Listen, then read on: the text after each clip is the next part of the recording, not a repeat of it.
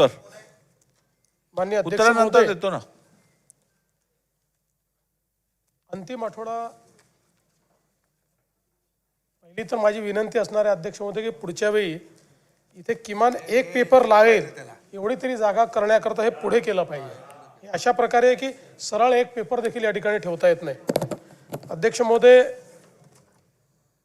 अंतिम आठवडा प्रस्तावाच्या चर्चेमध्ये सन्माननीय विजय वडेट्टीवारजी, संजय कुटेजी, सुनील प्रभूजी, मंगेश कुडाळकरजी, राजू खरेजी, हिरामण खोसकरजी, अबू आझमीजी, अमीन पटेलजी, अतुल भातकळकरजी, सिद्धार्थ खरातजी, विलास भुमरेजी, विजयसिंह पंडितजी, प्रवीण दटकेजी, अमित झनकजी, रवी राणाजी, बाबाजी काळे, राजकुमारजी बडोले, हेमंतजी ओगले, सचिनजी कल्याण शेट्टी, हारून खानजी, अब्दुल सत्तारजी, रईस शेखजी, सुलभाताई गायकवाड, मनीषाताई चौधरी, ज्योतिताई गायकवाड, श्वेताताई महाले, मंजुळाताई गावित, कैलास पाटीलजी, संजय मेश्रामजी, आनंद तिडकेजी, जयंत पाटीलजी, देवेंद्र कोठेजी, बाबूराव कोळीकरजी, उमेश यावलकरजी, रत्नाकर गुट्टेजी, चरणसिंग ठाकूरजी, महेश सावंतजी, प्रताप अडसडजी, रामदास मसरामजी, किशन वानखेडेजी, सुनील शेळकेजी, मुरजीभाई पटेल, देवराव भोंगळेजी, अनंत नरजी, प्रवीण स्वामीजी, संजय देरकरजी आणि अभिजित पाटीलजी अशा एकूण 47 सदस्यांनी या चर्चेमध्ये भाग घेतला. तसं मी 293तल्या मॅक्झिमम गोष्टीची उत्तरं याच्यात येतातच आहे. हा काही सुटली तर फक्त मला असं वाटतं पाहू आपण. हा अच्छा, ती नावं त्यात टाकून घेऊ, काय अडचण नाही. हो, ती करून घेऊ. अध्यक्ष महोदय, हे नवीन सरकार आल्यानंतर जवळपास आता 1 वर्षाचा कालावधी हा पूर्ण झालेला आहे आणि या 1 वर्षाच्या कालावधीमध्ये सरकारने जी काही आव्हानं आली त्या आव्हानांचा अतिशय समर्थपणे सामना केला आहे. आम्ही महायुतीतले 3ही नेते या शासनामध्ये एकत्रितपणे निर्णय करतो आणि झालेले निर्णय याची अंमलबजावणी करण्याचा प्रयत्न हा सातत्याने आपण करत असतो. नुकतीच नगरपालिकेची निवडणूक झाली. आता महापालिका, जिल्हा परिषदा अशा निवडणुका पुढच्या काळामध्ये होतील. अनेक वर्ष निवडणुका न झाल्यामुळे खरं म्हणजे स्थानिक स्तरावर काम करणारे जे कार्यकर्ते आहेत यांच्याही मनामध्ये एक दुःख होतं. पण आता या निवडणुका सुरू झाल्यामुळे आपली लोकशाही ही खालपर्यंत पोचवण्याकरता आणि लोकशाहीतलं जे शेवटचं जी संस्था आहे स्थानिक स्वराज्य संस्था त्याच्या निवडणुकीच्या माध्यमातून मला विश्वास आहे की पुढच्या काळामध्ये महाराष्ट्र अतिशय गतीने काम करणार आहे. खरं म्हणजे मध्यंतरी महाराष्ट्राला खूप गोष्टी भोगाव्या लागल्या. कोविडचा काळ आला, अनेक अडचणी आल्या, अनेक स्थगिती आल्या, पण या सगळ्या गोष्टी विसरून जायच्या. कारण आता आपण ठरवलं आहे महाराष्ट्र आता थांबणार नाही आहे. महाराष्ट्र आपल्याला पुढेच न्यायचं आहे आणि म्हणून आपण बघा आमचा प्रयत्न सकारात्मकतेनं पुढे जाण्याचा आहे. अगदी आता नगरपालिकेच्या निवडणुका देखील आपण बघितल्या, त्यातही आम्ही विकासाचाच अजेंडा मांडला. आम्ही कुठेही कोणावर टीका केली नाही, कुठलाही राजकीय विवाद त्या ठिकाणी केला नाही. कारण आता 2035चा अमृत महोत्सवी महाराष्ट्र हा घडवण्याच्या दिशेनं आपल्याला वाटचाल करायची आहे. आणि म्हणूनच याचं औचित्य साधून सभागृहातल्या दोन्ही बाजूच्या नेत्यांना माझी विनंती आहे की पुढचा काळ आपल्याकरता अत्यंत महत्त्वाचा आहे. अमृत महोत्सवाकडे जाताना रचनात्मक अशा प्रकारच्या कार्यातून आपण महाराष्ट्राला खूप वेगाने पुढे नेऊ शकतो. आपण विरोधी पक्ष आहे, सत्तारूढ पक्ष आहे, हे जरी असलं तरी आपण सगळेच महाराष्ट्राच्या हिताचा विचार करणारे लोक आहोत आणि म्हणून एकत्रितपणे महाराष्ट्राला पुढे नेण्याकरता काय करता येईल याचा विचार आपण केला पाहिजे. आणि म्हणून मला सांगायचं आहे, अब आगे बढ़ चुका हूं मैं, अब आगे बढ़ चुका हूं मैं, पीना था जितना जहर पी चुका हूं मैं. अब अब पग नहीं रुकने वाले, चल चुका हूं मैं, जितना पढ़ना था तुमको पढ़ चुका हूं मैं, अब और आगे बढ़ चुका हूं मैं. आणि म्हणून माझी विनंती आहे,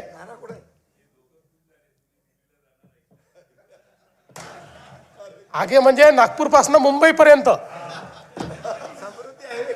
समृद्धी हायवेने. आणि म्हणून मला असं वाटतं की हा महाराष्ट्र अतिशय शक्तिशाली अशा प्रकारचं राज्य आहे. आता कुठलाही संभ्रम ठेवण्याची आवश्यकता नाही. 106 हुतात्म्यांनी तयार केलेला संयुक्त महाराष्ट्र, त्यामुळे कोणीही मनात शंका आणू नये की मुंबई महाराष्ट्रापासून वेगळी केली जाईल, मुंबई तोडली जाईल. कारण निवडणुका आल्या की अशा प्रकारची टीका होत असते. म्हणून या सभागृहामध्ये मी निश्चितपणे सांगतो की मुंबई कालही महाराष्ट्राची होती, आजही महाराष्ट्राची आहे, आणि जोपर्यंत चंद्र आणि सूर्य आहे तोपर्यंत ती महाराष्ट्राचीच राहील. आणि आपले दैवत छत्रपती शिवरायांनी जो मार्ग आपल्याला दाखवला, भारतरत्न डॉक्टर बाबासाहेब आंबेडकरांनी जो मार्ग आपल्याला दाखवला, त्या संविधानाच्या मार्गाने आणि छत्रपती शिवरायांच्या तत्वानेच या ठिकाणी आपला महाराष्ट्र चालत राहील. हे सांगत असताना मला एका गोष्टीचा अतिशय आनंद आहे की छत्रपती शिवरायांचं तत्व हे महाराष्ट्राला तर नेहमीच मान्य होतं, पण कदाचित देश पातळीवर अनेक संभ्रम त्या संदर्भात कदाचित होते. आणि म्हणून आपल्याला कल्पना आहे की CBSEच्या पुस्तकांमध्ये यापूर्वी मराठा साम्राज्यावर, हिंदवी स्वराज्यावर, छत्रपती शिवाजी महाराजांवर एक पॅरेग्राफ होता आणि मुघलांचा इतिहास हा 17 पानं होता. पण आता हा इतिहास बदलला आहे आणि आता CBSEने नवीन पुस्तकामध्ये या ठिकाणी छत्रपती शिवरायांचा आणि मराठा साम्राज्याचा 21 पानाचा इतिहास घेतलेला आहे. आपण हे पाहू शकतो,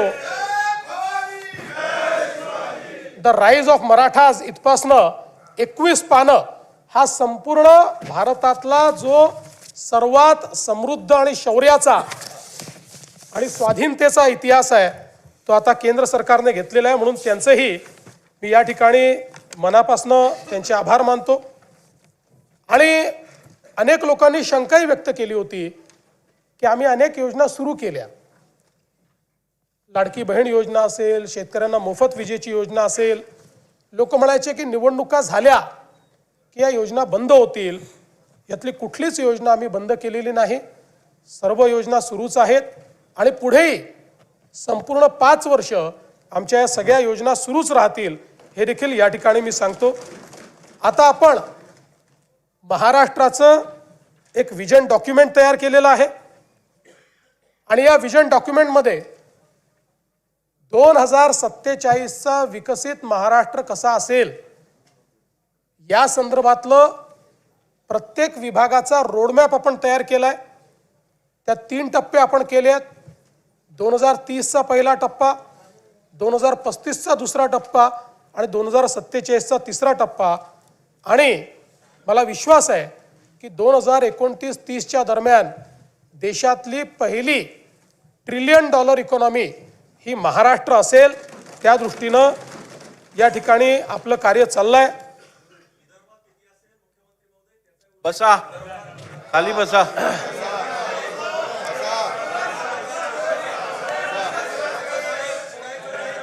असं आहे, 1 मिनिट, खाली बसा, खाली बसा. हो, असं नाही चालत. सभागृहात असं काम नाही होत. अरे थांबा ना, मी आहे ना, थांबा जरा. अहो खाली बसा, असं काय करताय तुम्ही? तुम्ही पहिल्यांदा निवडून आलेला आहात, त्यामुळे तुम्हाला या सभागृहाची शिस्तही माहिती नाही, या सभागृहाचा डिकोरमही माहिती नाही. त्यामुळे या सभागृहामध्ये ज्यावेळी खाली बसा. या सभागृहात ज्यावेळी मुख्यमंत्री किंवा सभागृहाचे नेते बोलतात तेव्हा एक शिस्त असते. आणि मी जर कम्पॅरेटिव्ह सांगायला लागलो ना, मागच्या काळात विदर्भाला काय मिळालं आता काय मिळालं, तोंड दाखवायला जागा राहणार नाही. त्यामुळे प्रत्येक गोष्टीत राजकारण करायचं नाही, लक्षात ठेवा. अध्यक्ष महोदय, आपण जर बघितलं तर सरकारच्या आर्थिक स्थितीच्या संदर्भात देखील अनेक प्रश्न निर्माण करण्यात आले. खरं म्हणजे मी असं म्हणणार नाही की बाबा आपल्या तिजोरीत खूप पैसे आहेत, पण मी एवढं निश्चितपणे सांगू शकतो की देशाच्या मोठ्या राज्यांच्या अर्थव्यवस्थेचा विचार केला तर आजही सर्व निकषांवर पात्र होणारी अर्थव्यवस्था ही महाराष्ट्राची अर्थव्यवस्था आहे. आणि आपण जर बघितलं तर राज्याच्या विकासाकरता कर्ज उभारावंच लागतं. प्रत्येक राज्य ते उभारतो आणि त्यामध्ये रिझर्व्ह बँकेने आणि FRBMने आपल्याला राज्याच्या स्थूल उत्पन्नाच्या 25% कर्ज उभारण्याची परवानगी दिली आहे. 25%च्या वर जर आपण गेलो तर मात्र अर्थव्यवस्था कुठेतरी अडचणीत आली असा त्याचा अर्थ होतो. आपण 2025-26चे जे काही आपले अर्थसंकल्पीय अंदाज आहेत त्याचा आपण विचार केला आणि आत्तापर्यंत घेतलेल्या कर्जाचा विचार केला तर आपण एकूण स्थूल उत्पन्नाच्या 18.87% एवढंच त्या ठिकाणी कर्ज घेतलेलं आहे. 25%च्या मर्यादेपासून आपण पुष्कळ दूर आहोत. आणि एवढंच नाही तर देशामध्ये केवळ 3 राज्य आहेत की ज्या राज्यांचं हे दायित्व 20%च्या कमी आहेत. त्यातले गुजरात आहे, दुसरं ओरिसा आहे आणि तिसरं आपलं महाराष्ट्र आहे. हे सांगताना मला अतिशय आनंद होतोय. दुसरं असं आहे की राजकोषीय उत्तरदायित्वाच्या अंतर्गत आपण राजकोषीय तूट फिस्कल डेफिसिट हे 3%च्या आतमध्ये ठेवणं गरजेचं आहे. आपण लाडकी बहीण योजना आणि शेतकऱ्यांचे त्या ठिकाणी पैसे देऊन देखील आपलं फिस्कल डेफिसिट 3%च्या आतच आपण ठेवलेलं आहे. आणि याही वर्षी आता चालू जे वर्ष आहे ते संपता ते फिस्कल डेफिसिट 3%च्या आतच ठेवण्यात आपल्याला यश येईल हा मला पूर्णपणे त्या ठिकाणी विश्वास आहे. सरत्या वर्षामध्ये आपण ते 2.76% इथपर्यंतच मर्यादित ठेवलं. त्यामुळे हा जो दुसराही निकष आहे त्याही निकषावर आपली अर्थव्यवस्था ही अजून कुठेही दिवाळखोरीकडे चाललेली नाही. यासोबत आपण जर विचार केला तर महसुली जमेशी व्याजाची जी काही प्रदानाची टक्केवारी आहे ती टक्केवारी आपण जर त्या ठिकाणी बघितली तर आता ती 11.53% दिसते आहे. पण मागच्या वर्षीचे जे ऑडिटेड आपल्याकडे स्टेटमेंट्स आले आहेत त्यात ती 9.38% एवढीच आहे. त्यामुळे याही निकषावर आपण निश्चितपणे कुठेही मागे पडलेलो नाही. आणि हे सगळं करत असताना कदाचित एक आपल्या मनात येऊ शकतं की राज्याने भांडवली गुंतवणूक कमी केली आहे का, तर मला सांगताना यातही आनंद वाटतो. केंद्र सरकारने घालून दिलेल्या निकषापेक्षा जास्त भांडवली गुंतवणूक ही महाराष्ट्राने केलेली आहे. त्यामुळे त्याही बाबतीत कुठलंही कॉम्प्रोमाइज आपण केलेलं नाही. एवढंच नाही तर राजकोषीय उत्तरदायित्व विधेयकाच्या जे काही कलम 9 आहे, नियम 9, त्याचे जे काही मानकं आहेत या संदर्भात जे आपल्याला बजेट एस्टिमेटचे मंथली सिव्हिल अकाउंट्स तयार करावे लागतात, CAGच्या माध्यमातून जे तपासले जातात, यातही आपण ऋणेतर जमा रक्कमा अर्थसंकल्पीय अंदाजाच्या 40% पेक्षा जास्त अट पूर्ण केली.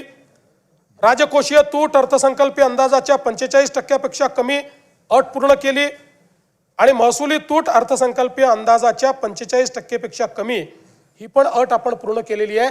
त्यामुळे CAGने घालून दिलेल्या ज्या तिन्ही अटी आहेत त्या त्यांच्या रिपोर्टमध्ये देखील आल्या आहेत, त्या देखील आपण या ठिकाणी पूर्ण केली आहे. यासोबत महाराष्ट्र हा गुंतवणुकीतही खूप पुढे चाललेला आहे. अनेक लोक म्हणतात तुम्ही MOU करता, त्या MOUचं नेमकं काय होतं. डावोसमध्ये आपण बघितलं तर मागच्या वर्षी जवळपास आपण जी काही गुंतवणूक केली ती 15,72,654 कोटी होती.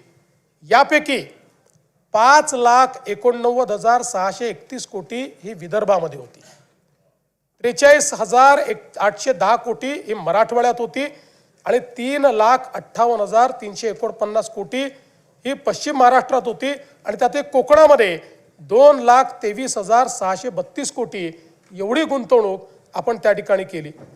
आणि आपण जर 2022 ते 2025 या 4 वर्षाचा विचार केला, या 3 वर्षाचा विचार केला, तर म्हणजे शिंदेसाहेब जेव्हा मुख्यमंत्री झाले तेव्हापासून तर आत्तापर्यंतचा आपण विचार केला तर डावोसची गुंतवणूक 17,57,801 कोटी रुपयाची आहे. आणि यामध्ये जे सामंजस्य करार झाले त्यातल्या सामंजस्य करारापैकी त्याची एकत्रित जी काही अंमलबजावणी झालेली आहे त्याचं प्रमाण 75% आहे. त्यातल्या पहिल्या 2 वर्षाचं आता 90% पोहोचलं आहे आणि शेवटच्या वर्षाचंही आता त्या दिशेने चाललेलं आहे.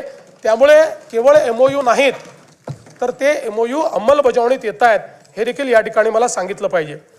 यासोबत नुसतं आपण डावोसच्या इन्व्हेस्टमेंटवर त्या ठिकाणी बोलत नाही, त्याच्या व्यतिरिक्त सामूहिक प्रोत्साहन योजनेच्या अंतर्गत आपण जी इन्व्हेस्टमेंट आणतो त्याचा जर आपण विचार केला तर तीही इन्व्हेस्टमेंट जवळपास 13,75,729 कोटी झालेली आहे. आणि यातून 7,11,259 एवढ्या रोजगाराची निर्मिती होणार आहे. FDIचा आपण विचार केला, थेट परदेशी गुंतवणूक, त्यातही महाराष्ट्र नंबर 1 आहे.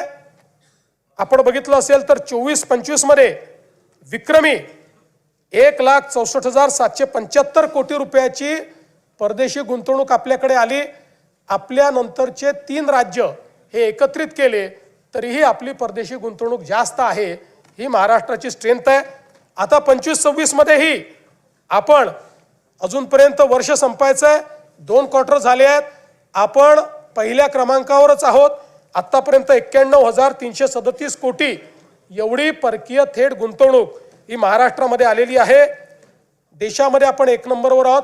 देशाच्या एकूण गुंतवणुकीच्या 31% गुंतवणूक एकट्या महाराष्ट्रामध्ये या ठिकाणी आलेली आहे हे सांगताना मला आनंद वाटतो. आणि आपण जर विदर्भाचा विचार केला तर विदर्भामध्ये आलेली जी गुंतवणूक आहे याच्यामध्ये विदर्भातल्या वेगवेगळ्या भागातली गुंतवणूक मी आपल्याला सांगू इच्छितो. आणि आता तर गडचिरोली एक नवीन मॅग्नेट तयार झालेला आहे. सर्वाधिक गुंतवणूक आता गडचिरोलीमध्ये येते. अवकाश आणि संरक्षण साहित्य निर्मिती यामध्ये विदर्भामध्ये 20,000 कोटी रुपयाची गुंतवणूक आली आहे. 10 ते 15,000 त्यातनं रोजगार आहे. Tembo Defence, Reliance Infrastructure, Max Aerospace, Economic Explosives, Electronics उत्पादन आणि निर्मिती, सेमीकंडक्टर, सोलर पॅनल आणि मॉड्यूल याच्यामध्ये 1,55,000 कोटी रुपयाची गुंतवणूक आलेली आहे. 65,000 प्रत्यक्ष अप्रत्यक्ष रोजगार आहे.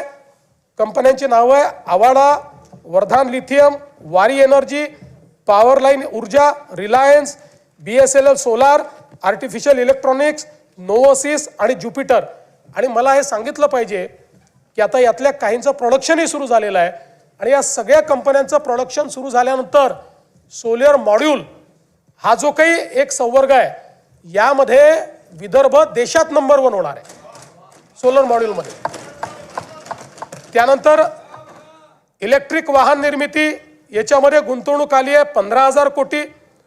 रोजगार जवळपास 10,000 आहे. टेक्स्टाईलचं जे क्षेत्र आहे या क्षेत्रामध्ये 1,740 कोटी. ह्युसेंग इंडिया प्रायव्हेट लिमिटेड स्टील प्रकल्प जे आहे त्याच्यामध्ये जवळपास 2,10,000 कोटी रुपये, ज्यातनं प्रत्यक्ष अप्रत्यक्ष 1 लाखापेक्षा जास्त रोजगार तयार होईल. आणि याच्यामधली नावं देखील महत्त्वाची आहेत. JSW, Greta Energy, Warm Iron, Rashmi, PS Steel, Suphalam Metal, Suphalam Industry, Kirtisagar Metallurgy, Sumedh Steel, Lloyd Metals, Icon Hariom, GR Krishna Ferro, Surjagad Ispat, Fine craft, गॅलंट इस्पात, राजुरी स्टील या कंपन्या आहेत. त्यानंतर कोल गॅसिफिकेशनमध्ये देशातली सगळ्यात मोठी इन्व्हेस्टमेंट ही विदर्भात आलेली आहे. जवळपास 70,000 कोटी रुपयाची इन्व्हेस्टमेंट आहे, ज्याच्यामध्ये कोल गॅसिफिकेशन आणि डेरायव्हेटिव्ह देखील तयार होणार आहेत आणि 30,000 लोकांना या ठिकाणी त्यातनं रोजगार मिळणार आहे. मराठवाड्याचा जर आपण विचार केला तर मराठवाड्यामध्ये आपण DMIC सुरू केलं आणि त्यातनं आज देशाचं EV कॅपिटल म्हणून DMIC एकीकडे तयार होत आहे. त्यामध्ये इलेक्ट्रॉनिक उत्पादन निर्मिती, सेमीकंडक्टर, सोलर पॅनल आणि मॉड्यूल यामध्ये गुंतवणूक आलेली आहे 50,000 कोटी रुपयाची. जवळपास रोजगार 30,000चा त्याच्यामध्ये आहे. याच्यामध्ये LNK एनर्जी, गोदावरी, जुन्ना सोलर सिस्टीम, NP, SPL, अथा ग्रुप, त्यासोबत JSW, नायडेक ग्लोबल यांनी इन्व्हेस्टमेंट केली आहे. आणि विशेषतः इलेक्ट्रिक वाहन निर्मिती यामध्ये आपल्याकडे संभाजीनगरला आणि मराठवाड्यामध्ये जी गुंतवणूक आली आहे ती 50,000 कोटी रुपयाची आलेली आहे. रोजगार जवळपास 40,000 त्यातनं तयार होणार आहे. आणि सगळ्यात महत्त्वाचं याच्यामध्ये टोयोटा असेल, स्कोडा असेल, एथर असेल आणि गोगोरो असेल, या अतिशय जगातल्या सगळ्यात मोठे जे ब्रँड्स आहेत ते आपल्या मराठवाड्यामध्ये आता या ठिकाणी आलेले आहेत. स्टील प्रकल्पामध्येही 5,000 कोटीची गुंतवणूक मराठवाड्यात आली आहे, ज्यामध्ये Bhagyalakshmi, Rolling Mills, Meta Rolls, Vasudha, Kalika Steel, SRJ PTA आणि यासोबत कृषी क्षेत्रातही या ठिकाणी जवळपास 2,500 कोटी रुपयाची गुंतवणूक ही आलेली आहे, ज्याच्यामध्ये DDN, FCA, फायटोमॅक्स, येडेश्वरी, कीर्ती ऑइल अशा प्रकारचे वेगवेगळे जे उद्योग आहेत. मी जाणीवपूर्वक आत्ता विदर्भ आणि मराठवाड्यातली गुंतवणूक सांगितली आहे. इतर क्षेत्रातही महाराष्ट्रामध्ये अत्यंत चांगली गुंतवणूक येते. नाशिक असेल, कोकण असेल, सगळ्या भागामध्ये. पुणे तर पहिलेपासून आपलं इंडस्ट्रीचं मॅग्नेट आहे, पण आता पुण्याच्या पलीकडे साताऱ्याला, कोल्हापूरला देखील मोठ्या प्रमाणात मागणी येते आहे. हे देखील सांगताना मला अतिशय आनंद होतोय. मिहानमध्ये रोजगार आला नाही असं देखील काही लोकांनी त्या ठिकाणी सांगितलं.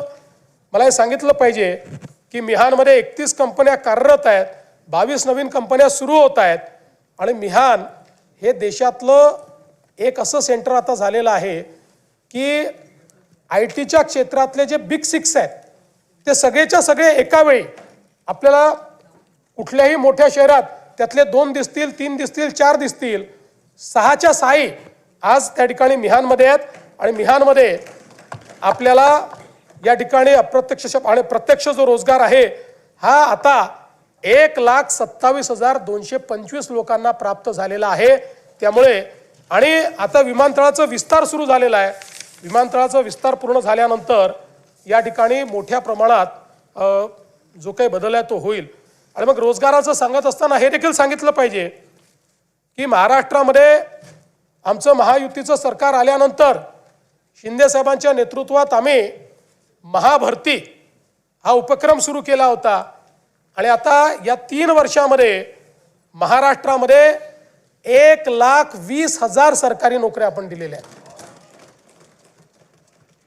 आणि पुढच्या 2 वर्षात तेवढ्याच अजून नोकऱ्या या महाराष्ट्रामध्ये आपण देण्याचा निर्णय केलेला आहे. एक प्रकारे महाराष्ट्राच्या इतिहासातली आतापर्यंतची सगळ्यात मोठी भरती ही या राज्यामध्ये करण्याचं काम आपण केलं आहे. शेतकऱ्यांच्या संदर्भात देखील या ठिकाणी विषय आला की तुम्ही अनाऊन्स केले, पैसे मिळाले नाहीत, पैसे दिले नाहीत. खरं म्हणजे आपल्याला कल्पना आहे की या ठिकाणी आपण 32,000 कोटीचं पॅकेज जे घोषित केलं होतं, या 32,000 कोटीच्या पॅकेजमध्ये त्या ठिकाणी 10,000 कोटी हे इन्फ्रास्ट्रक्चरचे होते, 2,000 कोटी आपण नरेगातनं देणार होतो आणि बाकी सगळी थेट मदत होती. या संदर्भात मला आपल्याला सांगितलं पाहिजे की हे जे पॅकेज आहे याच्यामध्ये 3 हेक्टरची मर्यादा आपण ठेवली होती आणि 3 हेक्टरच्या मर्यादेत NDRFचे पैसे दिल्यानंतर देखील आपण रबीच्या हंगामाकरता 10,000 रुपये अतिरिक्त त्या ठिकाणी हेक्टरी देण्याचा निर्णय केला होता. या संदर्भात पशुपालकांना देखील पशुधन हानीसाठी आपण पैसे द्यायचं कबूल केलं होतं, त्याचे सगळे पैसे आपण दिलेले आहेत.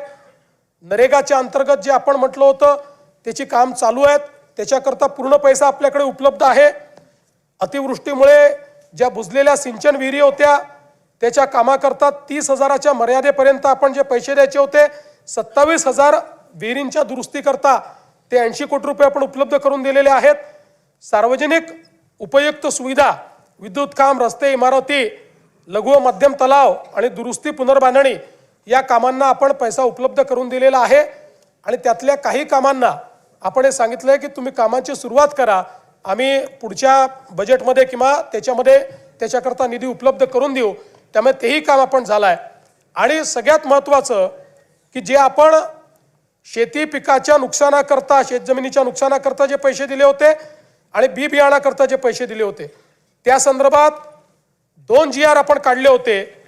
एक पहिला GR आपण काढला होता 10,516 कोटीचा, दुसरा आपण त्या ठिकाणी GR काढला होता 9,611 कोटीचा. यापैकी आता थेट जी मदत आहे ती जवळपास 15,007 कोटी रुपये हे शेतकऱ्यांच्या प्रत्यक्ष खात्यामध्ये गेलेले आहेत. आणि आकड्यामध्ये सांगायचं झालं तर पिकाचे पैसे 92 लाख शेतकऱ्यांच्या खात्यामध्ये गेलेले आहेत. आणि इथे सांगण्यात आलं की 10,000 रुपयाची घोषणा केली पण ते गेले नाहीत. ते 10,000 रुपये 91 लाख शेतकऱ्यांच्या खात्यामध्ये गेलेले आहेत.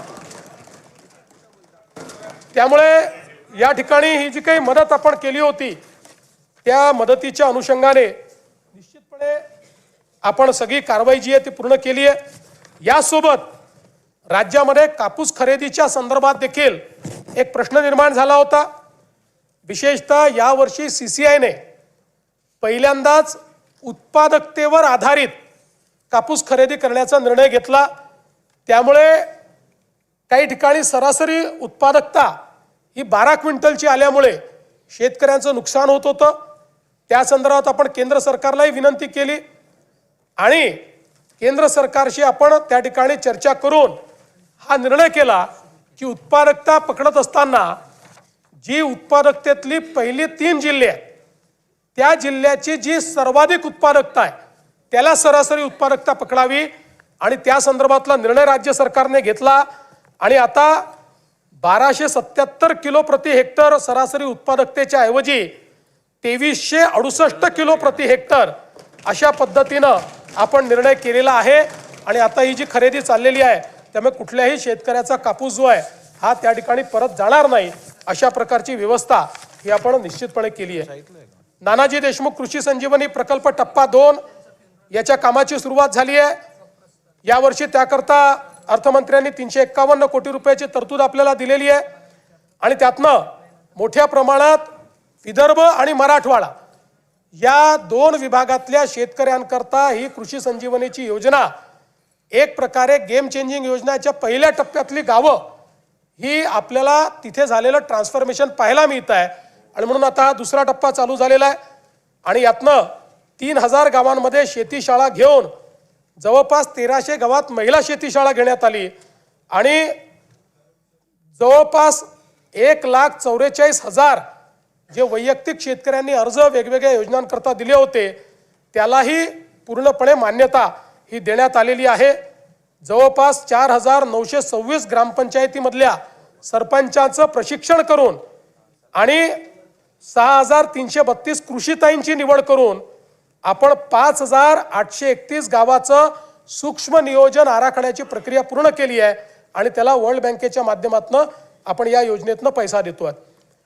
माननीय बाळासाहेब ठाकरे कृषी व्यवसाय व ग्रामीण परिवर्तन प्रकल्प स्मार्ट या स्मार्ट प्रकल्पामध्ये 10,000 गावांमध्ये आपण त्या ठिकाणी ॲग्री बिझनेस हा विषय हातामध्ये घेतलेला आहे.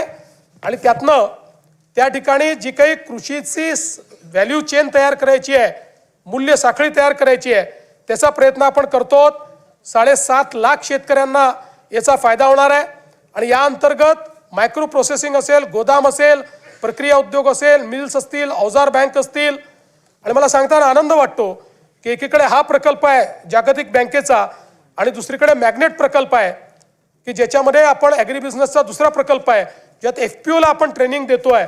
याचा परिणाम असा आहे की मध्यंतरीच्या काळात आम्ही काही FPOंची इंटरॅक्शन केलं, त्यातल्या एका FPOने आता जवळपास 100 कोटीची उलाढाल ही त्या ठिकाणी पूर्ण केलेली आहे.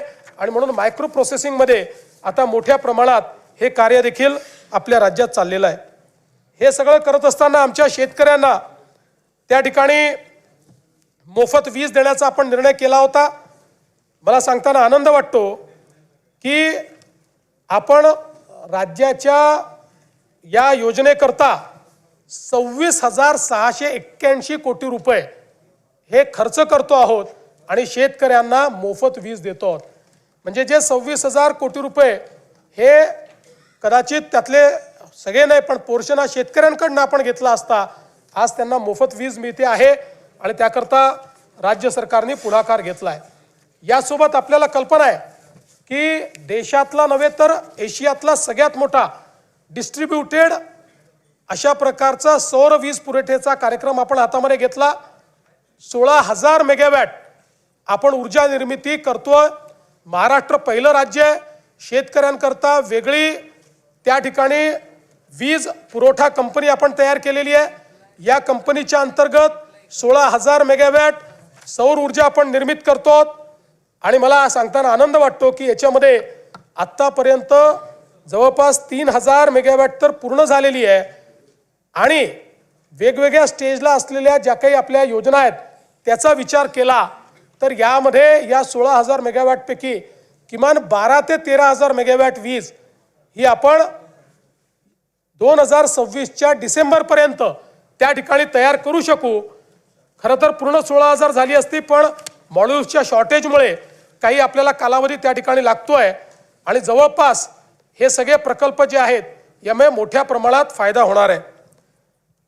खरं तर यासोबत आपण जर बघितलं तर यातनं फायदा काय आहे? यातनं शेतकऱ्याला दिवसा वीज मिळणार आहे. वीज खरेदीमध्ये जो काही आपल्या वीज कंपनीला तर 8 रुपयांनी वीज खरेदी करावी लागायची आणि 8 रुपयांनी वीज खरेदी केल्यानंतर आपण ₹1.25 ₹1.5 घ्यायचो. आता तोही घेत नाही आपण. आता त्या खरेदीमध्ये आपल्या वीज वितरण कंपनीलाही 10,000 कोटी रुपयाची बचत होणार आहे. AT&C लॉसेस कमी होणार आहेत. शासनाची जी सबसिडी आहे क्रॉस सबसिडीतली त्याचं 5,500 कोटी रुपयाचं दादा त्याचंही बचत होणार आहे आणि सगळ्यात महत्त्वाचं कार्बन उत्सर्जनामध्ये मोठ्या प्रमाणात कपात होणार आहे. मी सहज एक थंब रूल पाहत होतो की 16,000 मेगावॅट कोळशाची जी ऊर्जा आहे या ऊर्जेनं जेवढं CO2 एमिशन होतं ते एमिशन जर आपल्याला मिटिगेट करायचं असेल तर किती झाडं लागतील? ते जर आपल्याला करायचं असेल 250 कोटी झाडं लावावी लागतील. आता या सौर ऊर्जेच्या कार्यक्रमामुळे 16,000 मेगावॅट जर आपण वीज तयार केली तर 250 कोटी झाडांचं मिटिगेशन हे आपण या योजनेच्या माध्यमातून करतोय. म्हणजे वेगळ्या पद्धतीनं 250 कोटी झाडं लावले असं आपण त्या ठिकाणी क्लेम करू शकतो. तर ते तर लावणारच आहोत.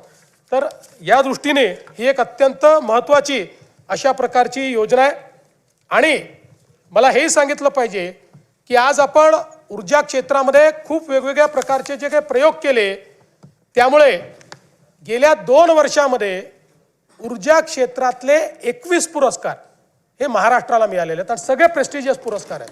त्याची यादी माझ्याकडे आहे. सगळे इंटरनॅशनल आणि नॅशनल पातळीचे 21 पुरस्कार आपल्याला मिळालेले आहेत.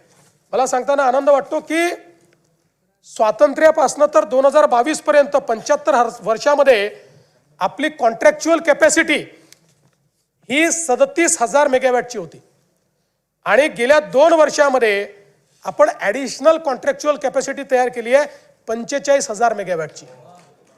त्यामुळे 2030 मध्ये कारण आपल्याला $1 ट्रिलियन इकॉनॉमी तयार करायची असेल वीज सगळ्यात महत्त्वाची आहे. आत्ता 2030 साली आपल्याकडे जी क्षमता असेल कॉन्ट्रॅक्च्युअल स्थापित क्षमता जास्त असेल आपल्याला आपण जी आपण विकत घेणार आहोत महाजेनकोकडनं असेल किंवा इतरकडनं असेल ती असणार आहे 82,000 मेगावॅट आणि या 82,000 मेगावॅटमध्ये 36,000 मेगावॅट ही हरित ऊर्जा असणार आहे. म्हणजे आपण 52% 2030 साली आपलं जे काही ऊर्जा आपली असेल ही त्या ठिकाणी हरित ऊर्जा असेल आणि हे सगळं करत असताना कॉन्ट्रॅक्च्युअल कॅपॅसिटीमध्ये सगळ्यात कमी दर देशामध्ये हा महाराष्ट्राला मिळाला आहे.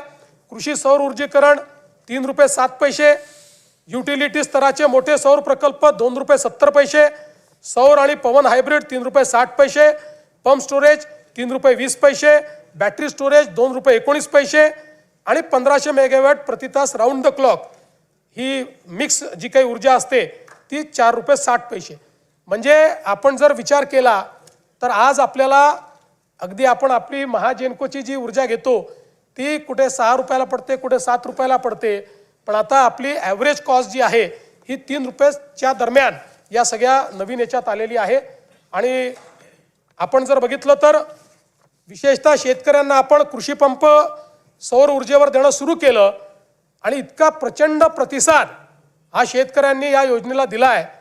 कदाचित राज्याच्या लोकप्रिय योजनांमध्ये आपल्याला लाडक्या बहिणीनंतर याच योजनेचा नंबर लागेल, इतक्या मोठ्या प्रमाणात शेतकरी हा ॲक्सेप्ट करतायत. आणि याच्यामध्ये देशामध्ये PM कुसुम योजनेच्या अंतर्गत आपण मागेल त्याला सौर पंप ही स्कीम चालू केली होती. PM कुसुमच्या अंतर्गत देशामध्ये 11,90,000 पंप स्थापित झाले आहेत. या 11,90,000पैकी एकट्या महाराष्ट्रामध्ये 7,38,000 पंप आपण स्थापित केले आहेत. हो.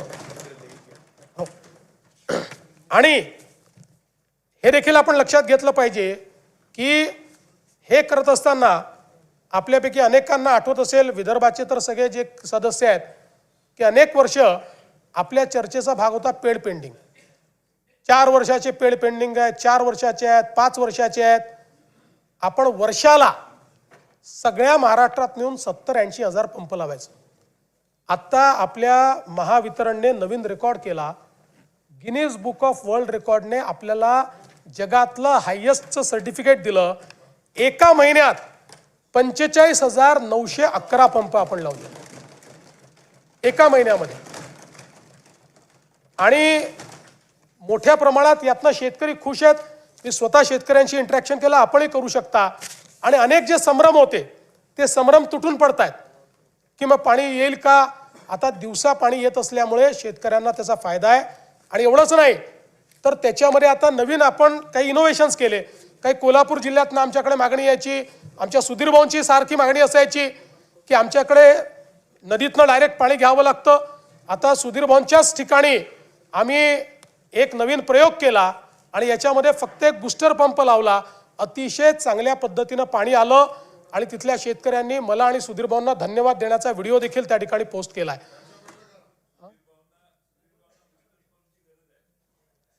सुधीर भाऊ स्वतःच एक बूस्टर पंप आहे.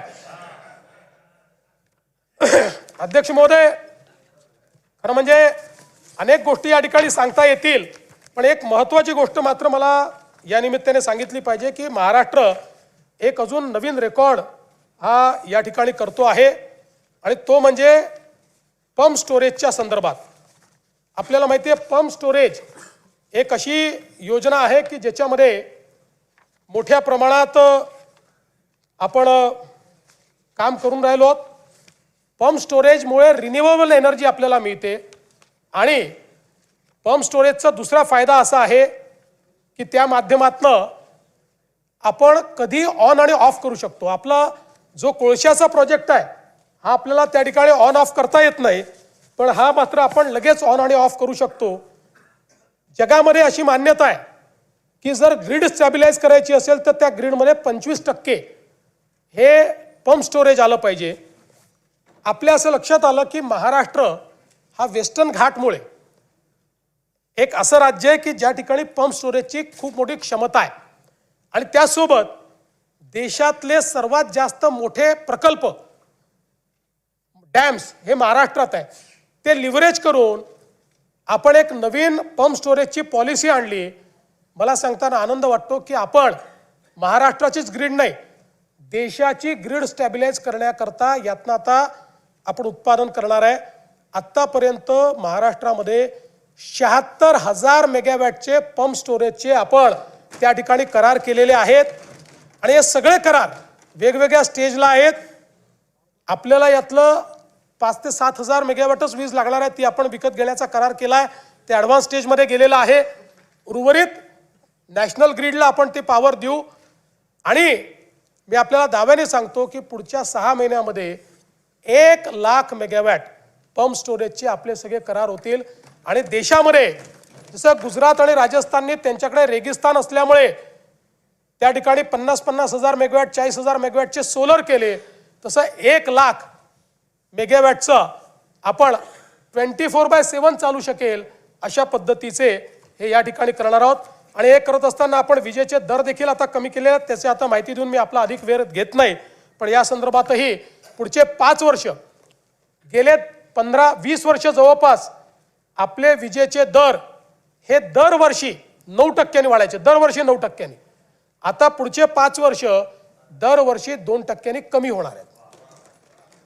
आणि आपल्याला कधी कधी असं ऐकायला मिळतं की या महिन्यात आमचं बिल वाढून आलं, तर त्याच्यामध्ये एक आपल्याला स्पष्टीकरण देऊ इच्छितो की आपलं जे फ्युएल समायोजन आहे हे पूर्वी वर्षाच्या शेवटी व्हायचं. आता MERCने निर्णय दिला आहे की ते त्या महिन्यातच करायचं.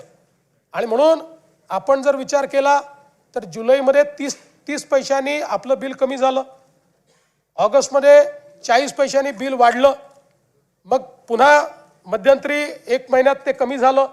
त्यामुळे त्या महिन्यातच समायोजन होतं. बिल जेव्हा कमी होतं त्यावेळेस कोणीच म्हणत नाही, कोणाच्या नजरेतही येत नाही, पण वाढलं 10-20 पैसे तर ते नजरेत येतं, ते साहजिक आहे. अध्यक्ष महोदय, या निमित्ताने कर्जमाफीच्या संदर्भातला मुद्दा देखील या ठिकाणी आला आणि राज्य सरकारने हे कमिटमेंट केलेलं आहे. हे खरं आहे की आता आपल्यावर जो काही अतिवृष्टीचा ताण आला त्यामुळे थोडंसं बजेट आपलं अडचणीत आहे. या सगळ्या गोष्टी असल्या तरी शेतकऱ्यांना कर्जमाफी द्यायची या संदर्भात आपण निर्णय हा घोषित केलेला आहे. त्या संदर्भात एक समिती आपण तयार केली आहे की कुठल्याही परिस्थितीत कर्जमाफीचा फायदा हा शेतकऱ्याला झाला पाहिजे, तो बँकांना होऊ नये. आणि कर्जमाफी झाल्यानंतर आपण बघा, आता एक प्रकारे ही परिस्थिती पण कुठेतरी विचारणीय आहे की आपण 17ला कर्जमाफी केली, आपण 20ला कर्जमाफी केली, तरीही आपला शेतकरी हा आज कर्जमाफी मागतोय. याचा अर्थ कुठेतरी आपल्या नियोजनात अडचण आहे, आपल्या कर्जमाफीतही आहे आणि आपल्या एकूण शेतकऱ्याच्या परिस्थितीतही आहे. आणि म्हणून एकदम याच्यावर उपाययोजना येणार नाही, पण हळूहळू टप्प्याटप्प्यानं काय उपाययोजना करता येतील आणि मग त्या उपाययोजनेतला एक भाग म्हणून कर्जमाफी, अशा पद्धतीनं ही समिती काम करते. आणि आपण ज्याप्रमाणे घोषित केलं आहे की 1 जुलैपर्यंत आपण ही जी काही कर्जमाफीची आपली योजना काय असेल या योजनेच्या संदर्भातले सगळी घोषणा आपण त्या ठिकाणी करू, हे देखील या निमित्ताने या सभागृहाला मी सांगू इच्छितो. राज्यातल्या सिंचनाच्या संदर्भात देखील मला सांगितलं पाहिजे. विशेषतः सिंचनाच्या अनुशेषाच्या संदर्भात आपण वर्षानुवर्ष चर्चा करतोय. साधारणपणे ज्यावेळेस इंडिकेटर बॅकलॉग समितीने विदर्भ आणि मराठवाड्याचा सिंचनाचा अनुशेष काढला होता त्यावेळी तो 13,83,000 हेक्टरचा होता. 13,83,000 हेक्टरचा. आता या 13,83,000 हेक्टरपैकी 13,34,000 हेक्टरचा अनुशेष संपवलेला आहे. आता फक्त 50,000 एकराचा, 49,000 एकराचा राहिलेला आहे, 49,000. आणि तो कुठे राहिला आहे? साधारण आपण जर विचार केला तर तो 3च जिल्ह्यांमध्ये राहिलेला आहे, अकोला, बुलढाणा आणि हिंगोली. कारण हिंगोली हा वेगळा जिल्हा, म्हणजे त्याचं अनुशेष वेगळ्याने आपण 3 वर्षापूर्वी कॅल्क्युलेट करा, 2019 साली कॅल्क्युलेट केला. याच्यामध्ये आपण जर विचार केला तर आता अकोल्याचा विचार केला तर अकोल्यामध्ये 14,530 हेक्टरचा अनुशेष बाकी आहे. त्याच्या अगेन्स्ट आपले जे प्रकल्प आता पूर्ण होत आहेत, जे 2026 मध्ये काही आणि 27 जूनपर्यंत सगळे हे पूर्ण होतील, तर त्यामध्ये 14,530च्या ऐवजी 19,335 एवढी सिंचन क्षमता आपली पूर्ण होईल. त्यामुळे अकोल्याचा संपूर्ण अनुशेष हा त्या ठिकाणी संपवून त्याच्यापेक्षा जास्त आपण सिंचन क्षमता निर्माण करतो.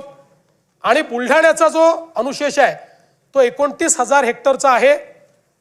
आपण त्याच्या अगेन्स्ट जे आता 4 प्रकल्पाची कामं घेतलेली आहेत त्याच्यामध्ये 29,000च्या अगेन्स्ट 1,68,000 हेक्टरची सिंचन क्षमता तयार करतो.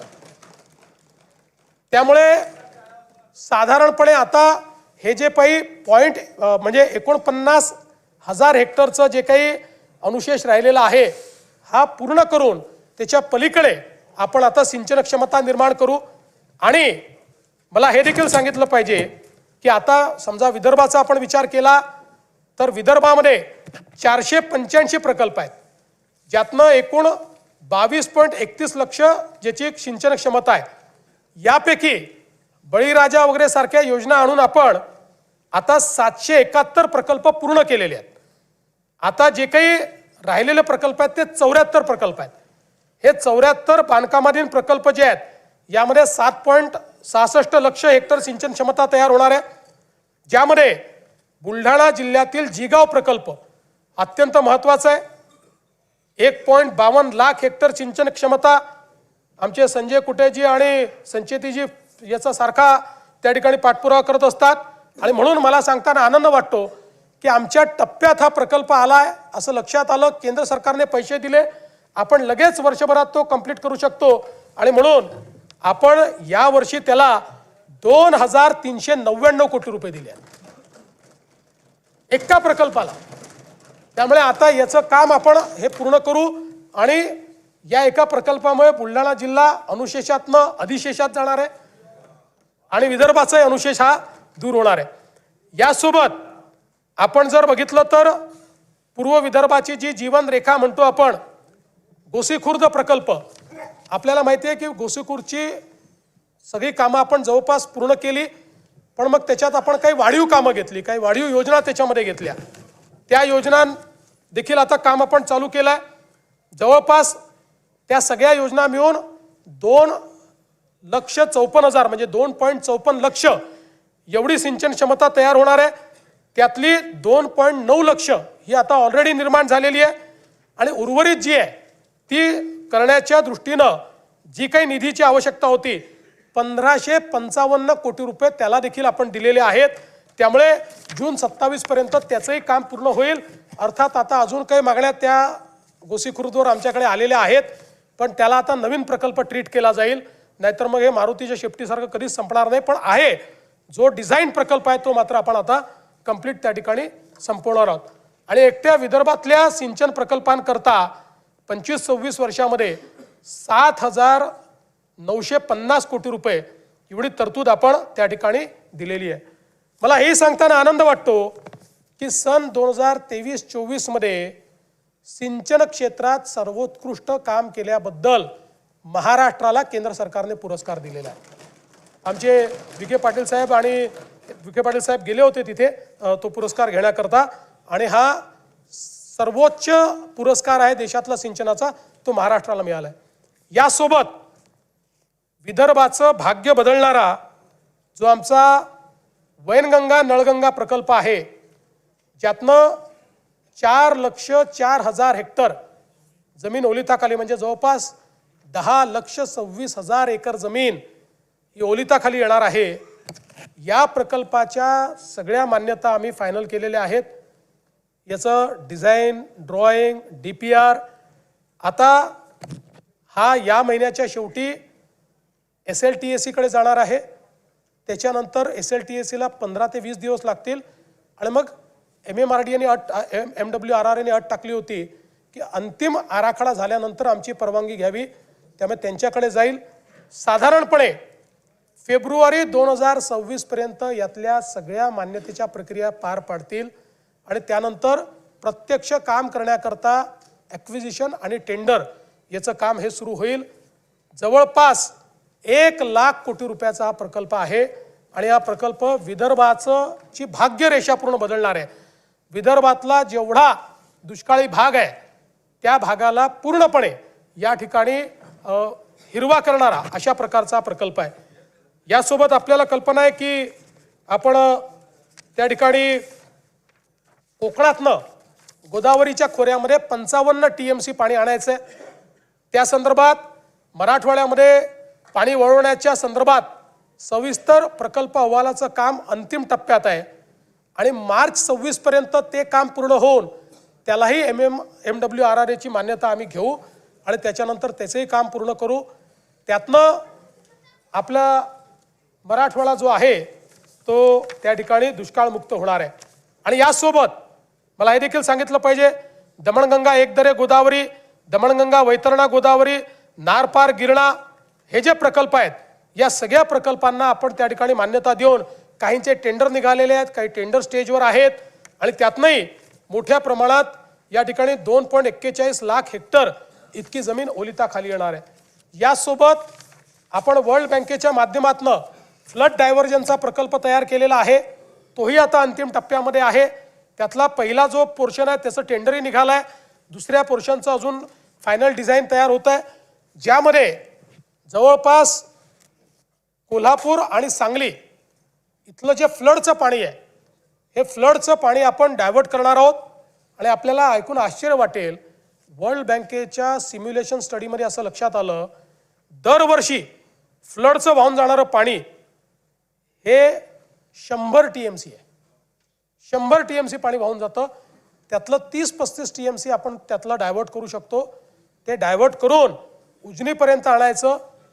पश्चिम महाराष्ट्रातले जे काही दुष्काळी तालुके आहेत आणि उजनीतनं पुन्हा मराठवाड्यातले लगतचे जे तालुके आणि जिल्हे आहेत त्याच्यामध्ये पाणी न्यायचं. अशा प्रकारचा हा फ्लड डायव्हर्जनचा प्रोजेक्ट आहे. वर्ल्ड बँकेने याला सगळ्या प्रकारची मान्यता दिली आहे. त्याला निधी देखील वर्ल्ड बँक देतोय. आणि यामुळे मला असं वाटतं की पुढच्या काळामध्ये हे सगळे प्रकल्प, आणि मी असं म्हणत नाही, हे जनरेशनल प्रकल्प आहेत. यातल्या काही प्रकल्पांना 7 वर्ष लागतील, काहींना 8 वर्ष लागतील. पण हे प्रकल्प झाल्यानंतर दुष्काळ हा महाराष्ट्रामध्ये भूतकाळ होईल आणि विदर्भ मराठवाड्यातला दुष्काळ हा नेहमीकरता संपुष्टात येईल. अशा प्रकारचं एक ट्रान्सफॉर्मेशनल काम हे आपण या ठिकाणी केलेलं आहे.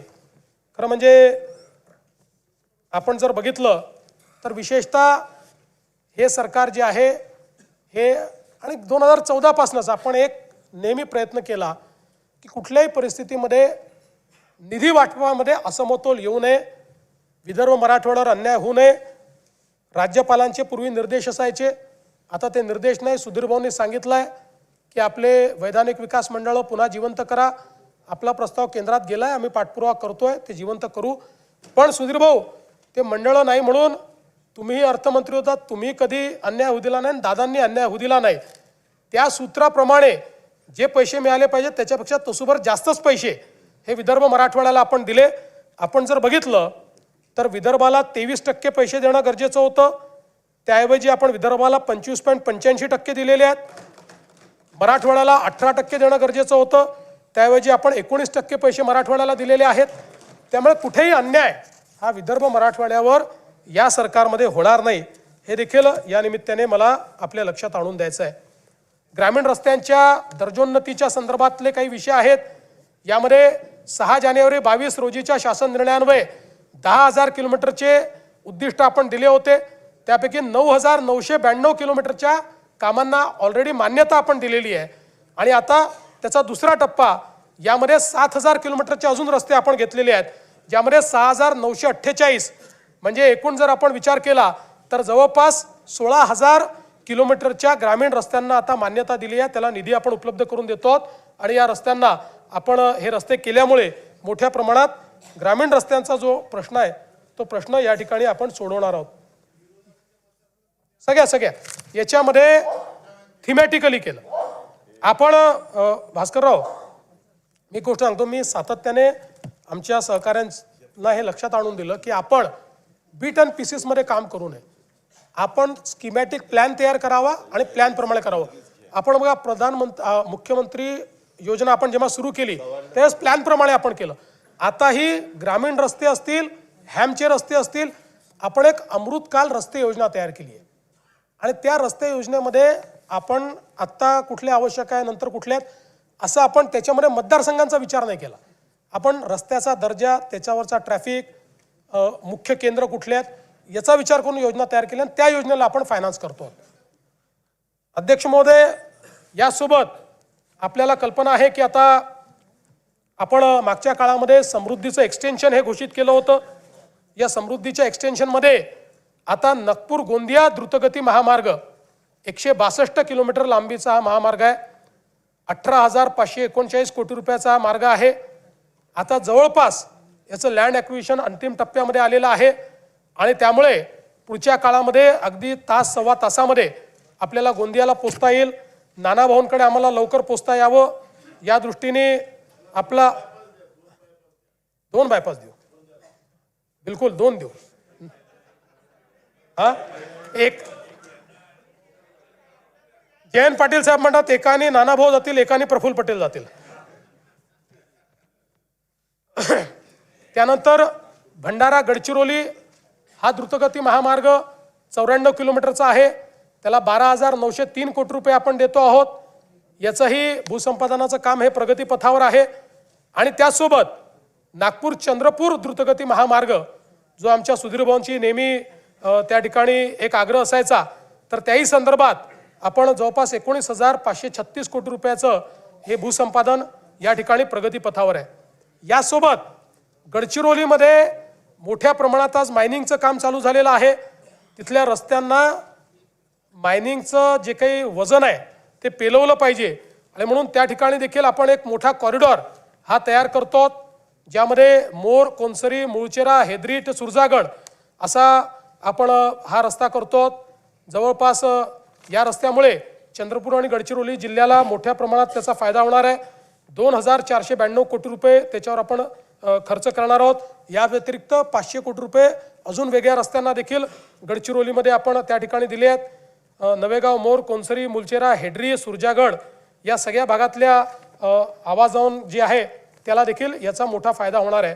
आणि या संदर्भात आता बाकी मान्यता प्राप्त आहे आणि वन जमिनीची देखील पहिली मान्यता आपल्याकडे आलेली आहे. बाकी प्रक्रिया आता त्याची जी आहे ती प्रक्रिया चाललेली आहे.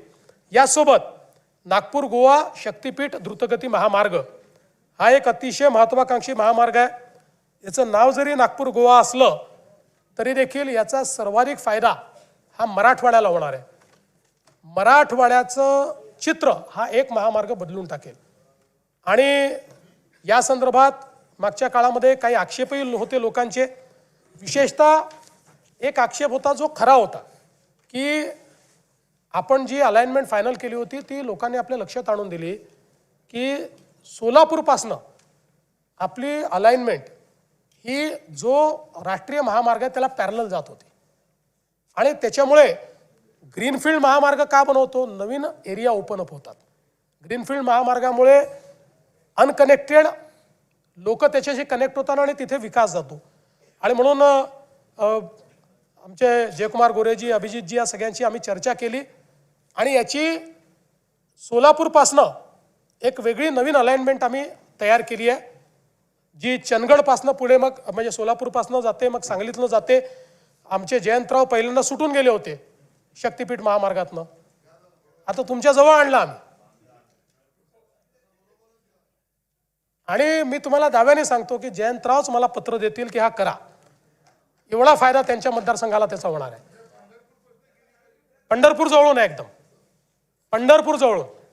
त्यामुळे आता आधीचं तर आपलं जवळपास जॉईंट मेजरमेंटही झालेलं आहे, त्याचं ॲक्विजिशन आपण चालू करतोय. ही जी नवीन अलाइनमेंट आहे या नवीन अलाइनमेंटचं आता आपण त्या ठिकाणी आणि पलीकडे तर चंदगड वगैरे त्यांनी मोर्चाकडूनच आमच्याकडनं महामार्ग न्या म्हटलं, त्यामुळे तिथे काही अडचण नाही आहे. आणि आता सांगतो ज्यांच्याकडनं आम्ही अलाइनमेंट काढली आता तेही लोक आमच्याकडे आलेले आहेत आणि ते म्हणतात आता काढू नका, तुम्ही इथनंच अलाइनमेंट ठेवा. पण त्यांना आम्ही सांगितलं की तुमच्या विरोधामुळे आम्ही काढलेली नाही, हा अधिक फिजिबल आम्हाला मार्ग मिळालेला आहे. आणि गतिशक्ती प्लॅटफॉर्मवर तो मार्ग नेल्यामुळे गतिशक्ती प्लॅटफॉर्मचा काय फायदा आहे बघा की जवळपास सगळी वन जमीन आम्हाला त्यातनं वगळता आली, अगदी थोडीशी वन जमीन आली आहे. त्यामुळे त्याचं परमिशन मिळणं अतिशय सोपं झालेलं आहे. आणि खूप मोठ्या प्रमाणात हा मार्ग आपले सगळे शक्तिपीठं तर कनेक्ट करेलच, पण मी तुम्हाला सांगतो की विशेषतः जो दुष्काळी भाग आहे मराठवाड्याचा आणि पश्चिम महाराष्ट्राचा देखील त्याचं चित्र बदलणारा हा महामार्ग ठरेल. याचं काम हे या 2026 मध्येच सुरू झालं पाहिजे अशा पद्धतीनं आम्ही हा प्रयत्न करतो. आपण बघा या एका महामार्गामुळे आपला जो 18 तासाचा प्रवास आहे तो 8 तासावर येणार आहे. इतक्या मोठ्या प्रमाणात ही कनेक्टिव्हिटी. आणि सगळ्यात महत्त्वाचं काय, आपला लूप तयार होतोय. समृद्धी महामार्ग, नांदेड जालना मार्ग, हा महामार्ग याच्यामुळे महाराष्ट्रातल्या कुठल्याही जिल्ह्याला इंडस्ट्रीचा ॲडव्हान्टेज मिळणार आहे. आत्तापर्यंत इंडस्ट्री ही जिथनं पोर्ट कनेक्टिव्हिटी आहे किंवा लॉजिस्टिक कनेक्टिव्हिटी आहे तिथेच जात होती. यातनं पोर्ट कनेक्टिव्हिटी आणि लॉजिस्टिक्स कनेक्टिव्हिटी ही जवळपास महाराष्ट्रातल्या हे 2-3 आपले हे झाल्यानंतर जवळपास 32 जिल्ह्यांना ही कनेक्टिव्हिटी मिळणार आहे आणि म्हणून एक प्रकारे महाराष्ट्रातला गेम चेंजर अशा पद्धतीनं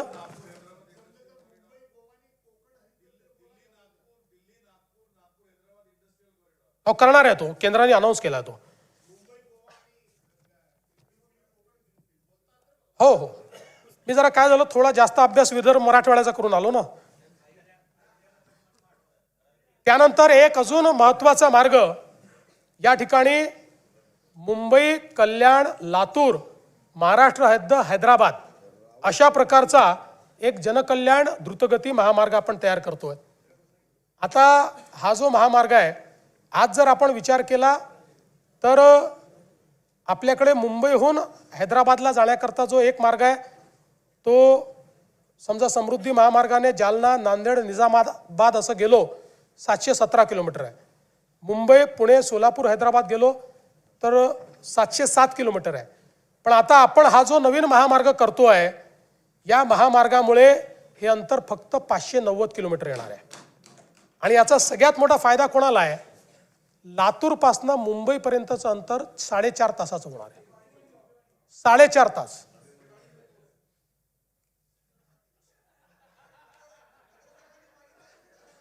हो, तुम्ही मागितला म्हणून तर मी दिलाय. माझीही सही करू शकतो ना. हे दिलेलं आहे. त्यामुळे याची एकूण महाराष्ट्रातली लांबी 450 किलोमीटर आहे. कर्नाटकात 61 किलोमीटर आहे. तेलंगणात 79 किलोमीटर आहे. जवळपास 36,000 कोटी रुपयाचा हा महामार्ग आहे. या महामार्गामुळे ठाणे, पुणे, अहिल्यानगर, बीड आणि लातूर असे 5 जिल्हे या ठिकाणी जोडले जातील. अंतर 130 किलोमीटरने कमी होईल आणि मुंबई ते लातूर प्रवास मी सांगितलं हा 4 तासावर येईल. सगळ्यात महत्त्वाचं काय की हा बदलापूरपाशी येतो. आता बदलापूरला आपण टनेल तयार केला आहे. त्या टनेलमधनं 15 मिनिटात आपण अटल सेतूवर पोहोचतो. त्यामुळे जो व्यक्ती लातूरून निघालेला आहे तो तिथे आल्यानंतर 15 मिनिटाला अटल सेतूवर येऊन अटल सेतूच्या माध्यमातून पुढच्या 20 मिनिटात मुंबईत येऊ शकेल. अशा प्रकारची ही कनेक्टिव्हिटी आहे. यातनं या सगळ्या जिल्ह्यांना वाढवण बंदर, नवी मुंबई विमानतळ याचं देखील एक मोठी कनेक्टिव्हिटी मिळते आहे आणि मला असं वाटतं की खूप मोठा फायदा या माध्यमातून निश्चितपणे होणार आहे. यासोबत गडचिरोलीमध्ये देखील आपण एक विमानतळ तयार करायचा निर्णय घेतला होता. त्याचं लँड ॲक्विजिशनचं काम आता आपण चालू करतो. मला सांगताना आनंद वाटतो की आपण केंद्र सरकारला त्याचा OLS सर्वे दिला होता. त्याला त्यांनी मान्यता दिलेली आहे. त्याची फिजिबिलिटी ही ॲसर्टन झाली आहे आणि आपला प्रयत्न आहे की पुढच्या काळामध्ये Gadchiroli gateway to South India आपल्याला करायचं आहे आणि गडचिरोलीला पूर्ण क्षमतेची धावपट्टी ही आपण त्या ठिकाणी तयार करणार आहोत. त्या संदर्भातली जागा आपल्याकडे तिथे उपलब्ध आहे. गडचिरोलीपासून 8व्या किलोमीटरवर शहरापासून हा एअरपोर्ट आपण महामार्गाच्या लगत त्या ठिकाणी तयार करणार आहोत आणि नंतर चंद्रपूरपासून तिथे डेडिकेटेड रस्ता आणून सुधीर भाऊंना नागपूरच्या ऐवजी गडचिरोलीतनंच फ्लाईट मिळालं पाहिजे.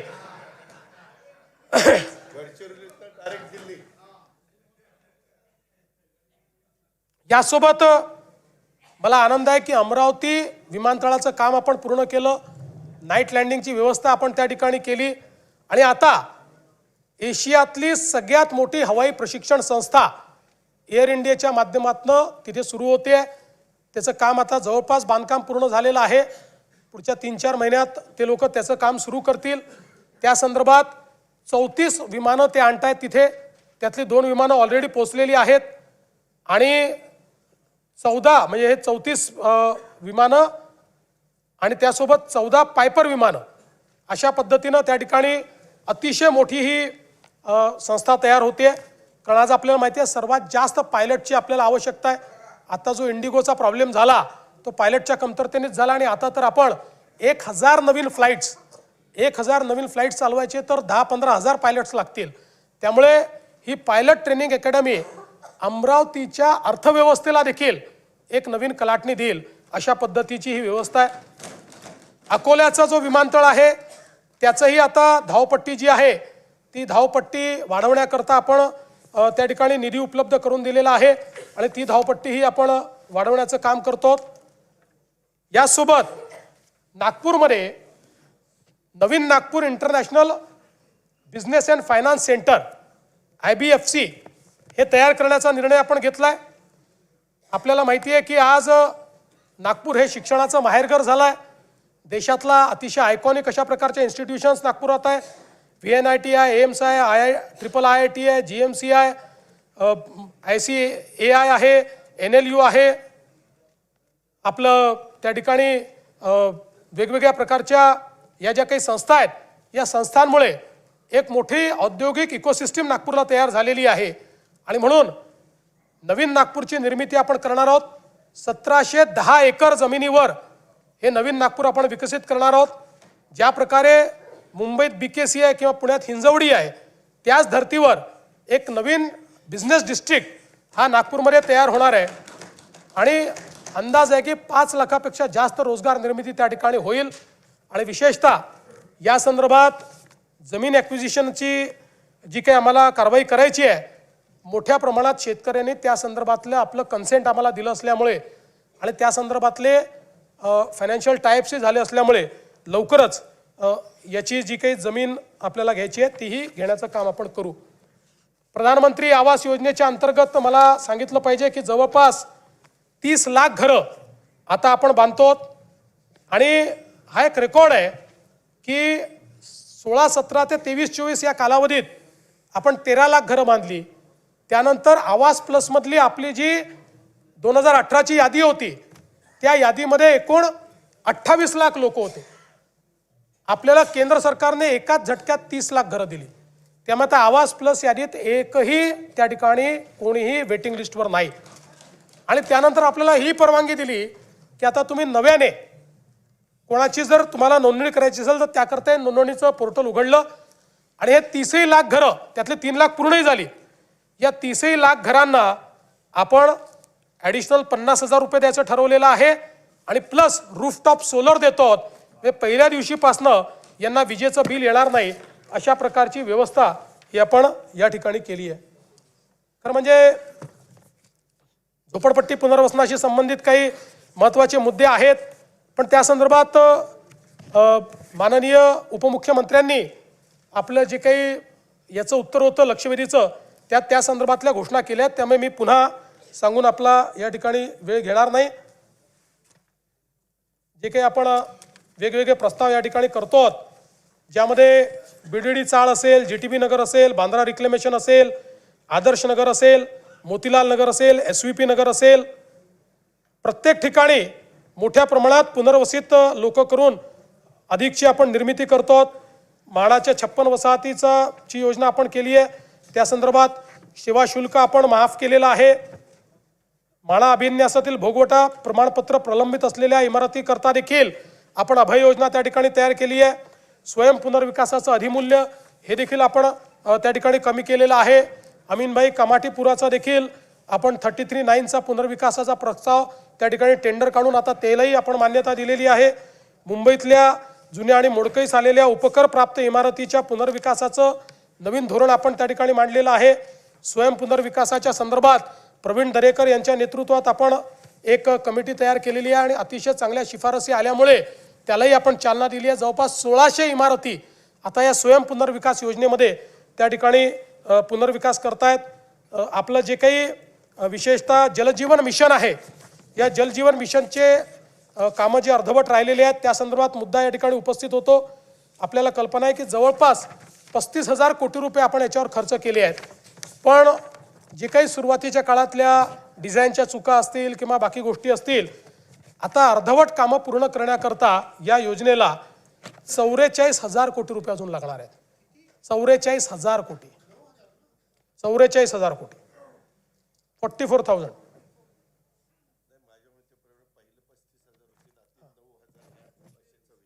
माझं काही आता या नाही 44,000 आहे.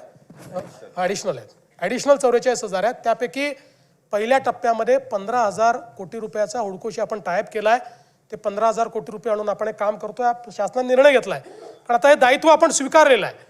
टप्प्याटप्प्याने आपल्याला पूर्ण केंद्र सरकार आता द्यायला आपण त्यांना प्रस्ताव पाठवला, पण त्यांचं म्हणणं आहे की तुमची राज्याची एक प्रकारे चूक आहे. तुम्ही जेव्हा डिझाईन केली योजना त्यावेळी अनफॉर्च्युनेटली अनेक ठिकाणी आपल्याकडे याचं डिझाईन करताना अधिकाऱ्यांनी घर बसल्या डिझाईन केलं आणि त्यामुळे त्यातल्या अडचणी आल्या. पण आता नीट याच्या संदर्भात एजन्सीज लावून थर्ड पार्टीचं परीक्षण करून प्रत्येक ही जी योजना आहे त्याला पूर्ण करण्याकरता किती निधी लागणार आहे त्याची फेर प्रशासकीय मान्यता ही आपण करतो आणि फेर प्रशासकीय मान्यता करूनच त्याला आपण निधी देणार आहोत. 15,000 कोटी रुपये त्याकरता आपण उपलब्ध करून देतो. हो, ते तर आता काल अनाऊन्स केलं ना. यासोबत काही अजून विषय आहेत, आता त्या सगळ्या विषयांमध्ये मी जात नाही. मुख्य विषय आपला हो ते करणार ना. आपल्याला माहिती आहे की मुंबईमध्ये मेट्रोचं मोठं जाळं आपण तयार करतो.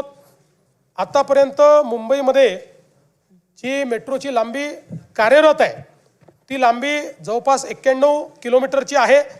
या 91 किलोमीटरच्या लांबीमध्ये रोज जवळपास 9,50,000 प्रवासी हे प्रवास करतायत आणि आता पुढच्या 2 वर्षामध्ये या 91 किलोमीटरसोबत अजून 132 किलोमीटरची लांबी ही कार्यान्वित होईल. आम्ही निर्णय केला आहे की दरवर्षी 50 ते 60 किलोमीटर काम पूर्ण करायचं आणि त्यामुळे मोठ्या प्रमाणात मुंबईची कनेक्टिव्हिटी ही त्यातनं वाढणार आहे. पुण्यामध्ये 33 किलोमीटरचा मार्ग कार्यान्वित झाला आहे, त्यात 2.23 लाख प्रवासी सुविधेचा लाभ घेतात. आता ॲडिशनल त्या ठिकाणी 45 किलोमीटरचं काम प्रगतीपथावर आहे, ज्यातलं 27 किलोमीटर हे आपण पुढच्या 1.5 वर्षामध्ये पूर्ण करणार आहोत. नागपूरमध्ये 40 किलोमीटरचं काम पूर्ण झालं आहे. रोज जवळपास 1,10,000 प्रवासी त्याचा लाभ घेतात आणि अजून आपण 43 किलोमीटरचं काम आता हातामध्ये घेतलं आहे, जे पुढच्या 2 वर्षामध्ये आपण त्या ठिकाणी पूर्ण करू. यासोबत मुंबईमध्ये जी वेगवेगळी कामं आपण हातामध्ये घेतलेली आहेत, ज्यामध्ये आपल्याला कल्पना आहे की आपण आता ऑरेंज गेट टनेलचं काम चालू केलेलं आहे, ज्यातनं आपण भुयारी मार्ग करतो. आपण जो कोस्टल रोड आहे त्याचा नॉर्थ कोस्टल रोड करतो. आता आपण बांद्र्याहून वर्सोवाला पोचू. वर्सोव्यापासनं दहिसर आणि दहिसरपासनं भाईंदर अशा प्रकारचा आपण रस्ता आता केलेला आहे आणि त्यासोबत आपण भाईंदरच्या उत्तरपासनं विरारपर्यंत हा देखील एक समुद्री मार्ग यालाही मान्यता दिलेली आहे आणि त्यालाही पुढच्या काळामध्ये आपण करणार आहोत. यासोबत वेगवेगळे जे टनेल्स आहेत ते देखील आपल्याला या ठिकाणी माहिती आहेत की ज्यातनं आपण मोठ्या प्रमाणात काम चालू केलेलं आहे. ठाणे ते बोरिवली भुयारी मार्ग, गोरेगाव ते मुलुंड लिंक रोड, उल्वे सागरी किनारा मार्ग, अटल सेतू इंटरचेंज आणि त्यासोबत आपल्याला माहिती आहे की मिसिंग लिंक जी आहे त्याचंही काम आता आपण पूर्ण करतो आहोत. पुण्याचा चक्राकार मार्ग आहे त्याचंही काम आपण आता हातामध्ये घेतलेलं आहे. या माध्यमातून मोठ्या प्रमाणात पुणे आणि मुंबई या महानगरांमध्येही आपण काम करणार आहोत. अध्यक्ष महोदय, यासोबतच या आपल्या प्रस्तावामध्ये गृह विभागाच्या संदर्भात देखील अनेक बाबी मांडण्यात आल्या आणि त्याही संदर्भात खरं म्हणजे गृह विभागाची चर्चा आपण नेहमीच घेतो, कारण हा सगळ्यात सेन्सिटिव्ह विभाग आहे आणि राज्यामध्ये एखादी घटना झाली तर त्याचे पडसाद हे या सभागृहात उमटणं हे अतिशय साहजिक आहे. ते प्रतिबिंब निश्चितपणे उघडत असतं. आपण जर बघितलं तर क्राईम इन इंडियाच्या रेकॉर्डप्रमाणे आपण प्रति लाख लोकसंख्येचा विचार केला तर गुन्ह्यांमध्ये क्राईम रेटमध्ये महाराष्ट्र 8व्या क्रमांकावर आहे. पण यामध्ये आपण जर बघितलं तर ऑक्टोबर 24च्या तुलनेत ऑक्टोबर 25 पर्यंतचं जर आपण स्टॅटिस्टिक्स बघितलं, आता मी नेहमी म्हणतो की आकडेवारी खरं म्हणजे याचं काही समर्थन होत नाही, पण आकडेवारीने समजतं म्हणून ते सांगावं लागतं. तर आपण जर बघितलं तर ऑक्टोबर 24च्या तुलनेत ऑक्टोबर 25 पर्यंत गुन्ह्यांमध्ये जवळपास 7,711 गुन्ह्यांची घट आहे, म्हणजे जवळपास 2.5% ती घट आहे. आणि याच्यामध्ये गत वर्षीपेक्षा खून, दरोडा, जबरी चोरी, घरफोडी त्यानंतर या गुन्ह्यांमध्ये लक्षणीय वाढ झाली आहे. मात्र बलात्कार हा जो गुन्हा आहे त्याच्यामध्ये 375नी वाढ झालेली आहे.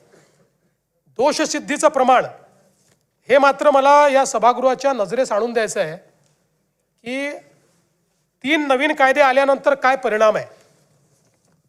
आपल्याला माहिती आहे 2013 साली आपलं दोषसिद्धीचं प्रमाण हे 9% होतं. 100 गुन्हेगारांपैकी 91 गुन्हेगार सुटायचे, 9% होतं. त्यानंतर आपण 14 पासून ज्या उपाययोजना केल्या त्या उपाययोजनांच्या आधारावर आपण ते 50% आणलं.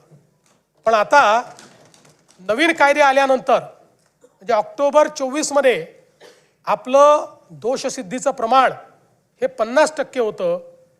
आपण जर बघितलं तर आता नवीन कायदे आल्यानंतर हे दोषसिद्धीचं प्रमाण आपलं गेलंय 96.24%. 96.24 आणि असं नाही 70,000 गुन्हे त्यातलं हे आहे 96.24%. आणि अर्थात त्यातले समजा आपण छोटे गुन्हे काढून टाकले, काही कंपाऊंडिंग होतं तरी 70%. गंभीर गुन्ह्यातही म्हणजे हे 3 कायदे किती इफेक्टिव्ह आहेत याचं हे उदाहरण आहे. कारण या कायद्याने सगळ्यात महत्त्वाचं काय केलं भास्करराव, या कायद्यात तरतूद अशी केली की जो आरोपी पक्ष आहे हा 2 पेक्षा जास्त तारखा मागूच शकणार नाही. हा नियम केला आहे. 2 पेक्षा जास्त तारखा त्यांनी मागितल्या तर ऑब्जेक्शन आपल्याला घेता येतं आणि त्याच्याकडे सबळ रिझन आहे का हे ॲसर्टन झालं तरच त्याची कारणं नोंदवून त्याला पुढची तारीख जज देऊ शकतो. त्यामुळे कुठलाही जज अशा प्रकारे तारीख देत नाही आणि म्हणून वेगही वाढलाय आणि दोषसिद्धीचं प्रमाण जे आहे हे देखील जवळपास 96.24% आलेलं आहे. त्याबरोबर आपण डायल 112 जी यंत्रणा केली आहे त्यात कॉल प्रतिसाद जो आहे तोही 15 मिनिटं आधी आपला प्रतिसाद होता तो आता 7.37 मिनिटापर्यंत खाली आलेला आहे. त्यामुळे त्यातही लवकर आपण प्रतिसाद देतो. विशेषतः सगळी चर्चा महिला आणि बालकांवरील अत्याचाराच्या संदर्भात होते आणि ते योग्यही आहे. आपल्याला माहिती आहे की 2013 नंतर जेव्हा आपण सगळ्या डेफिनेशन बदलल्या आणि डेफिनेशन बदलून फ्री रजिस्ट्रेशन ऑफ कंप्लेंट हा विषय हाती घेतला त्यावेळी म्हणजे निर्भयाच्या कांडानंतर, त्यानंतर सगळ्या देशामध्ये सगळ्या राज्यांमध्ये महिलांच्या गुन्ह्यांच्या रजिस्ट्रेशनमध्ये मोठ्या प्रमाणात वाढ झाली आहे. आणि ही जी वाढ आहे एकीकडे वाढ होते याचं आपल्याला निश्चितपणे त्याचं दुःख आहे, पण त्यातले समाधान आहे की यापूर्वीही गुन्हे घडत होते पण त्या गुन्ह्यांमध्ये ते गुन्हे रजिस्टर करणं यामध्ये एक समाजाचं प्रेशर असायचं. कारण आपण पुढे मी तुम्हाला दाखवतो 99% हे गुन्हे हे जवळच्या लोकांकडनं घडलेले असतात आणि म्हणून समाजाचं प्रेशर असायचं. आज महिला समोर येत आहेत. आज वेगवेगळ्या कमिट्या आपण तयार केल्या, कुठे विशाखा कमिटी आहे, कुठे अजून निर्भया कमिटी आहे. यामुळे मोठ्या प्रमाणात या गुन्ह्यांची नोंद आता महिला पुढे येऊन करतायत. समाजही त्यांच्या पाठीशी उभा राहतोय. आता तू करू नको समाज काय म्हणेल अशा प्रकारची अवस्था त्या ठिकाणी नाही. आणि म्हणून आपण जर त्या ठिकाणी बघितलं तर आता जवळपास महिलांकडनं ज्या काही तक्रारी आल्या त्यांच्या गुन्ह्यांमध्ये कन्व्हर्ट करण्याचा रेट 99.57% आहे. म्हणजे तक्रार आली त्याच्या मेरिटचा विचार न करता पहिले ती तक्रार आपण नोंदवतो आणि त्याच्यानंतर त्यातलं तथ्य काय आहे. म्हणजे आत्ता सध्या प्रिझम्पशन आपण हे केलं आहे की महिला तक्रार करते तर ती योग्यच असेल अशा पद्धतीनं आपण या संदर्भात करतो. आणि मग आपण एक निर्णय अजून केला की महिलांच्या संदर्भातल्या गुन्ह्यामध्ये 60 दिवसाच्या आत चार्जशीट फाईल झाली पाहिजे. पूर्वी वर्ष करायचं नाही आणि मग हे प्रमाण आपण सातत्याने वाढवत गेलो. आता मला सांगताना आनंद वाटतो की आता ऑक्टोबर 2025 पर्यंत 60 दिवसात निर्गती ज्याची आपण करू शकलो त्याचं प्रमाण 87.8% आहे. म्हणजे जे पूर्वी 25 किंवा 24% असायचं 2019ला आपण विचार केला 2020ला तर ते 45% होतं, ते आता 88% गेलं आहे. आपल्याला केंद्र सरकारने सांगितलेलं आहे की 90% वर या ठिकाणी प्रमाण असलं पाहिजे आणि याचे डायनामिक नोंद होते. TISSO इन्व्हेस्टिगेशन ट्रॅकिंग सिस्टीम आहे फॉर सेक्शुअल ऑफेन्सेस, त्याच्यावर याचं ट्रॅकिंग होतं. त्यामुळे प्रत्येक राज्याची लिस्टच असते कुठल्या राज्यामध्ये किती गुन्हे वेळेत त्याची चार्जशीट झाली. त्यात आपलं काम हे आता योग्य पद्धतीने चाललं आहे. फास्ट ट्रॅक कोर्ट देखील आपण सुरू केलेले आहेत. National mission for safety of women या संदर्भात आपण जी काही कारवाई आहे ती केलेली आहे. आणि जसं मी सांगितलं की रिस्पॉन्स टाईम हा महिलांच्या संदर्भात देखील मोठ्या प्रमाणात आपण केला आहे. लहान मुलींवरील लैंगिक अत्याचाराची जी प्रकरणं आहेत त्या प्रकरणामध्ये अशा प्रकारे गुन्हे दाखल करण्याचा जो दर आहे तो जवळपास 99.1% या ठिकाणी आहे आणि ते सगळे गुन्हे आपण उघडकीस आणलेले आहेत.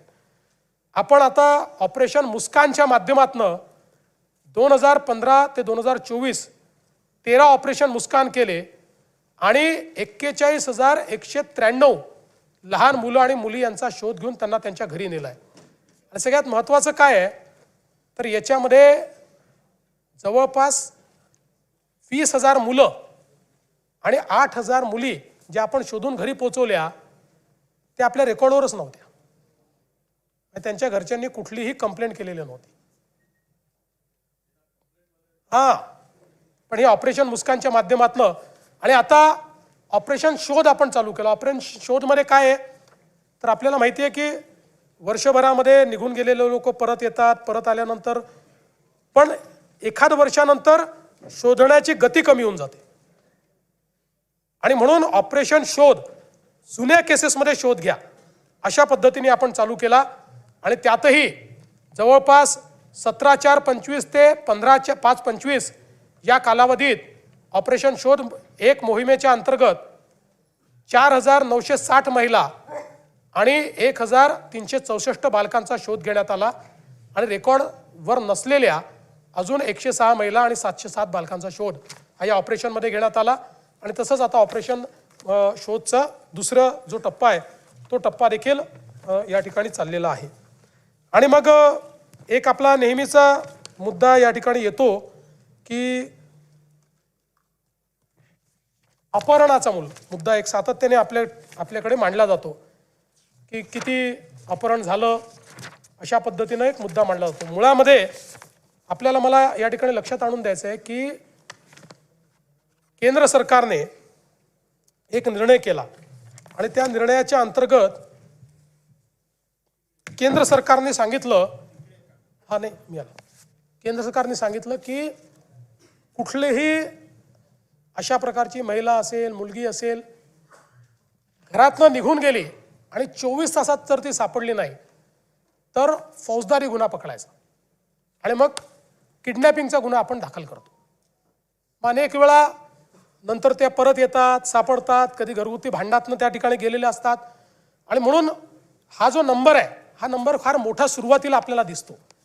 पण आपण जर बघितलं तर महाराष्ट्रामध्ये या संदर्भात जे काही अल्पवयीन मुली किंवा जी काही मुलं आहेत महिला आहेत या संदर्भात साधारणपणे त्यांचं जे काही परत आणण्याचा दर आहे हा वर्षाचा 86%.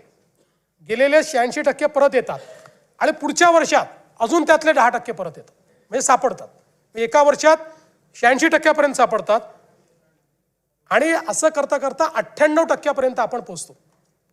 कुठे कमी अधिक होतो पण 90% आपण जातो की जे परत येतात.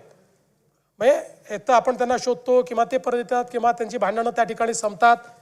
आणि म्हणून आपण कारण आता मुंबईची चर्चा फार मोठ्या प्रमाणात झाली आणि म्हणून मुंबईमध्ये तर आपण जर बघितलं तर मुंबईमध्ये तर हा परत आणण्याचा दर जो आहे हा 99% मुंबईमध्ये.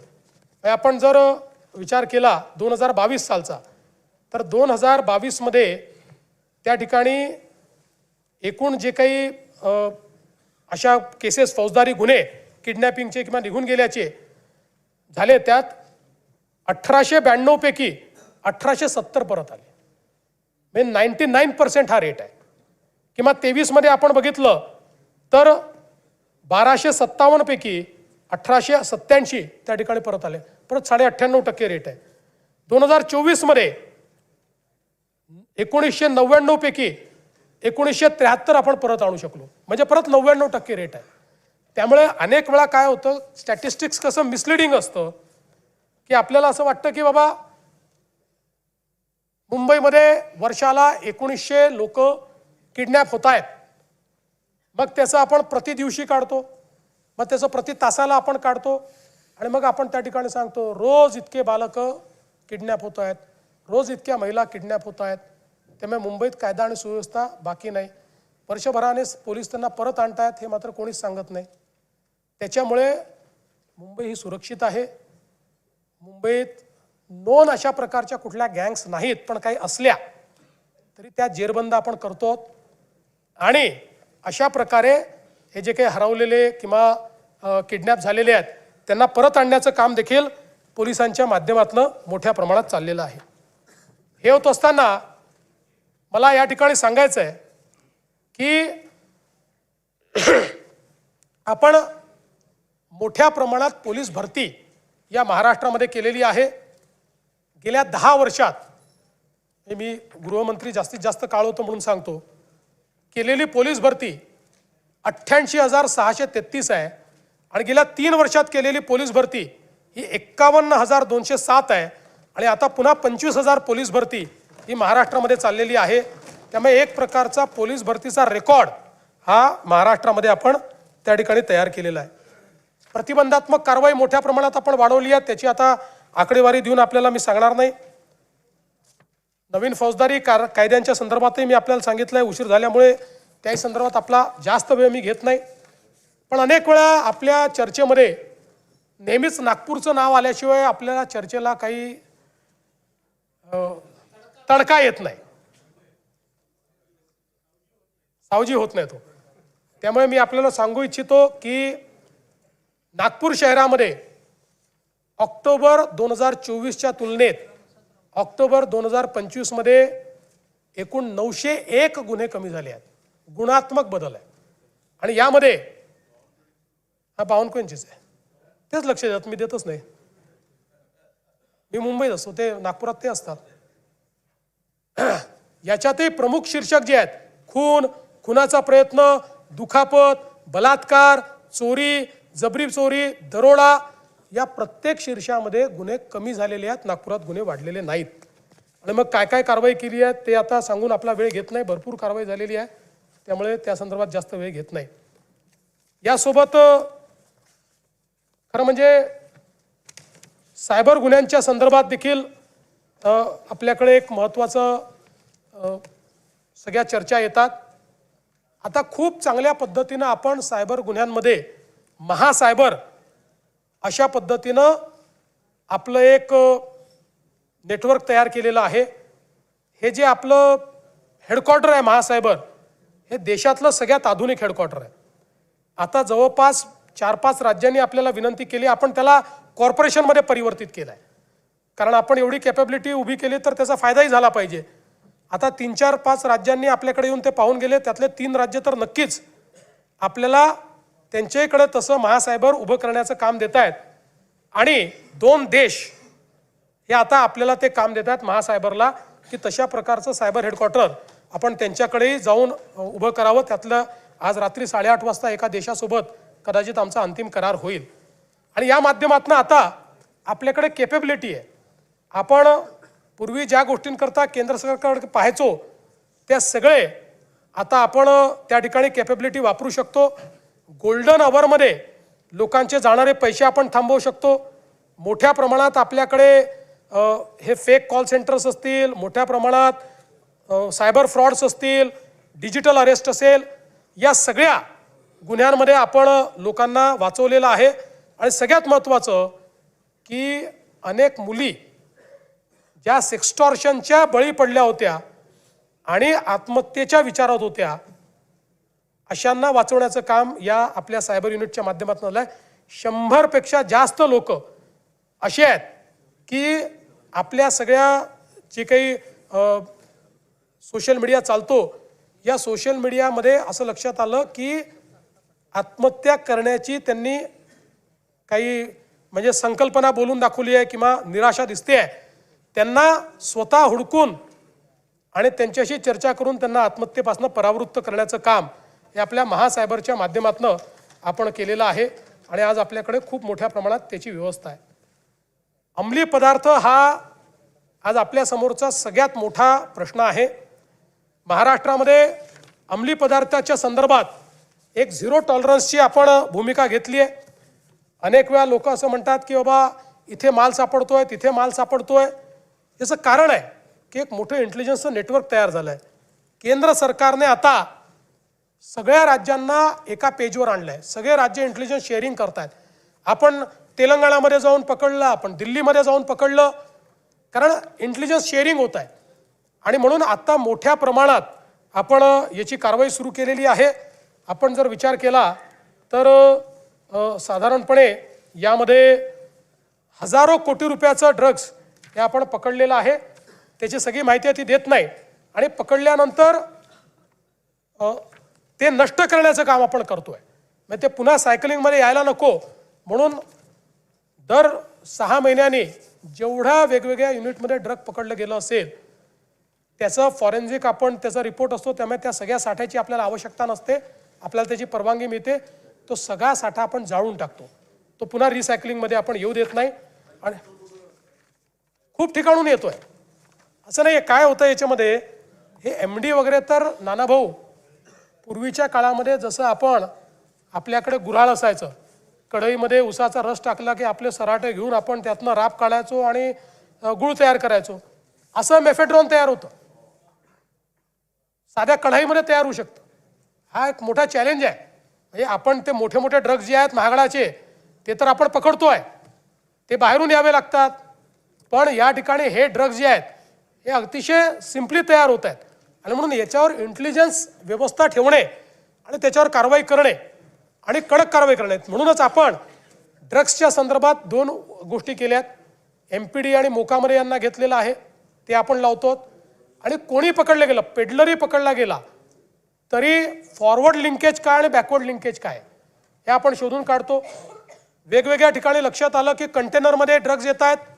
आता सगळ्या हे जे काही पोर्ट्स आहेत त्या ठिकाणी स्कॅनिंग मशीन लावलेले आहेत, ज्यातनं ते स्कॅन आपल्याला करता येतं आणि त्यातनं समजतं.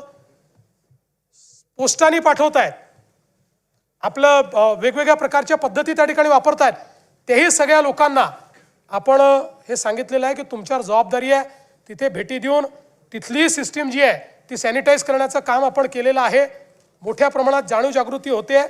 आणि विशेषतः ज्या पोलिसांनी याच्यामध्ये डायरेक्ट इनडायरेक्ट सहभाग घेतला असेल त्या पोलिसांना आपण बडतर्फ केलेलं आहे. त्यांना सस्पेंड केलेलं नाही, थेट 311 खाली आपण त्यांना बडतर्फ केलेलं आहे. हे देखील या निमित्ताने मला सांगायचं आहे. यासोबत काही अजून वेगवेगळ्या गोष्टी आपण मांडलेल्या आहेत. मी आता त्या सगळ्या गोष्टी आपल्यासमोर म्हणजे काही महिला अत्याचाराचे विषय ते देखील आपल्यासमोर ठेवले आहेत. भ्रष्टाचाराच्या संदर्भात मुद्दे मांडल्यात. खरं म्हणजे महाराष्ट्रामध्ये आपण मोठ्या प्रमाणात गेले काही वर्ष सापळे तयार करतो. आज आपण बघितलं तर जेवढ्या सापळ्याच्या कारवाया महाराष्ट्र करतोय तेवढं इतर कुठेही होत नाही. आणि एकही अशी कंप्लेंट नाही की आम्ही अँटी करप्शनला तक्रार दिली आणि आमची तक्रार समोरच्याला मिळाली. आत्ता आपण जे सापळे करतो 99% सापळ्यांमध्ये आपण यशस्वी होतो आणि हे सुरूच राहील. आता याचं इंटरप्रिटेशन कोणी हेही करू शकतं की या घटना वाढतायत म्हणजे आपल्याकडे भ्रष्टाचार वाढलाय. माझं मत असं आहे, जेवढे जास्तीत जास्त लोक भ्रष्टाचारी पकडले जातील अशा गुन्ह्यांचं रजिस्ट्रेशन हे मला असं वाटतं की लोकांवर जरब आणेल आणि निश्चितपणे त्या ठिकाणी भ्रष्टाचार जो आहे तो कमी होईल. एक राजकीय विरोधकांवर सूड भावनेने दाखल होत असलेले असे कुठलेच गुन्हे आपण दाखल करत नाही.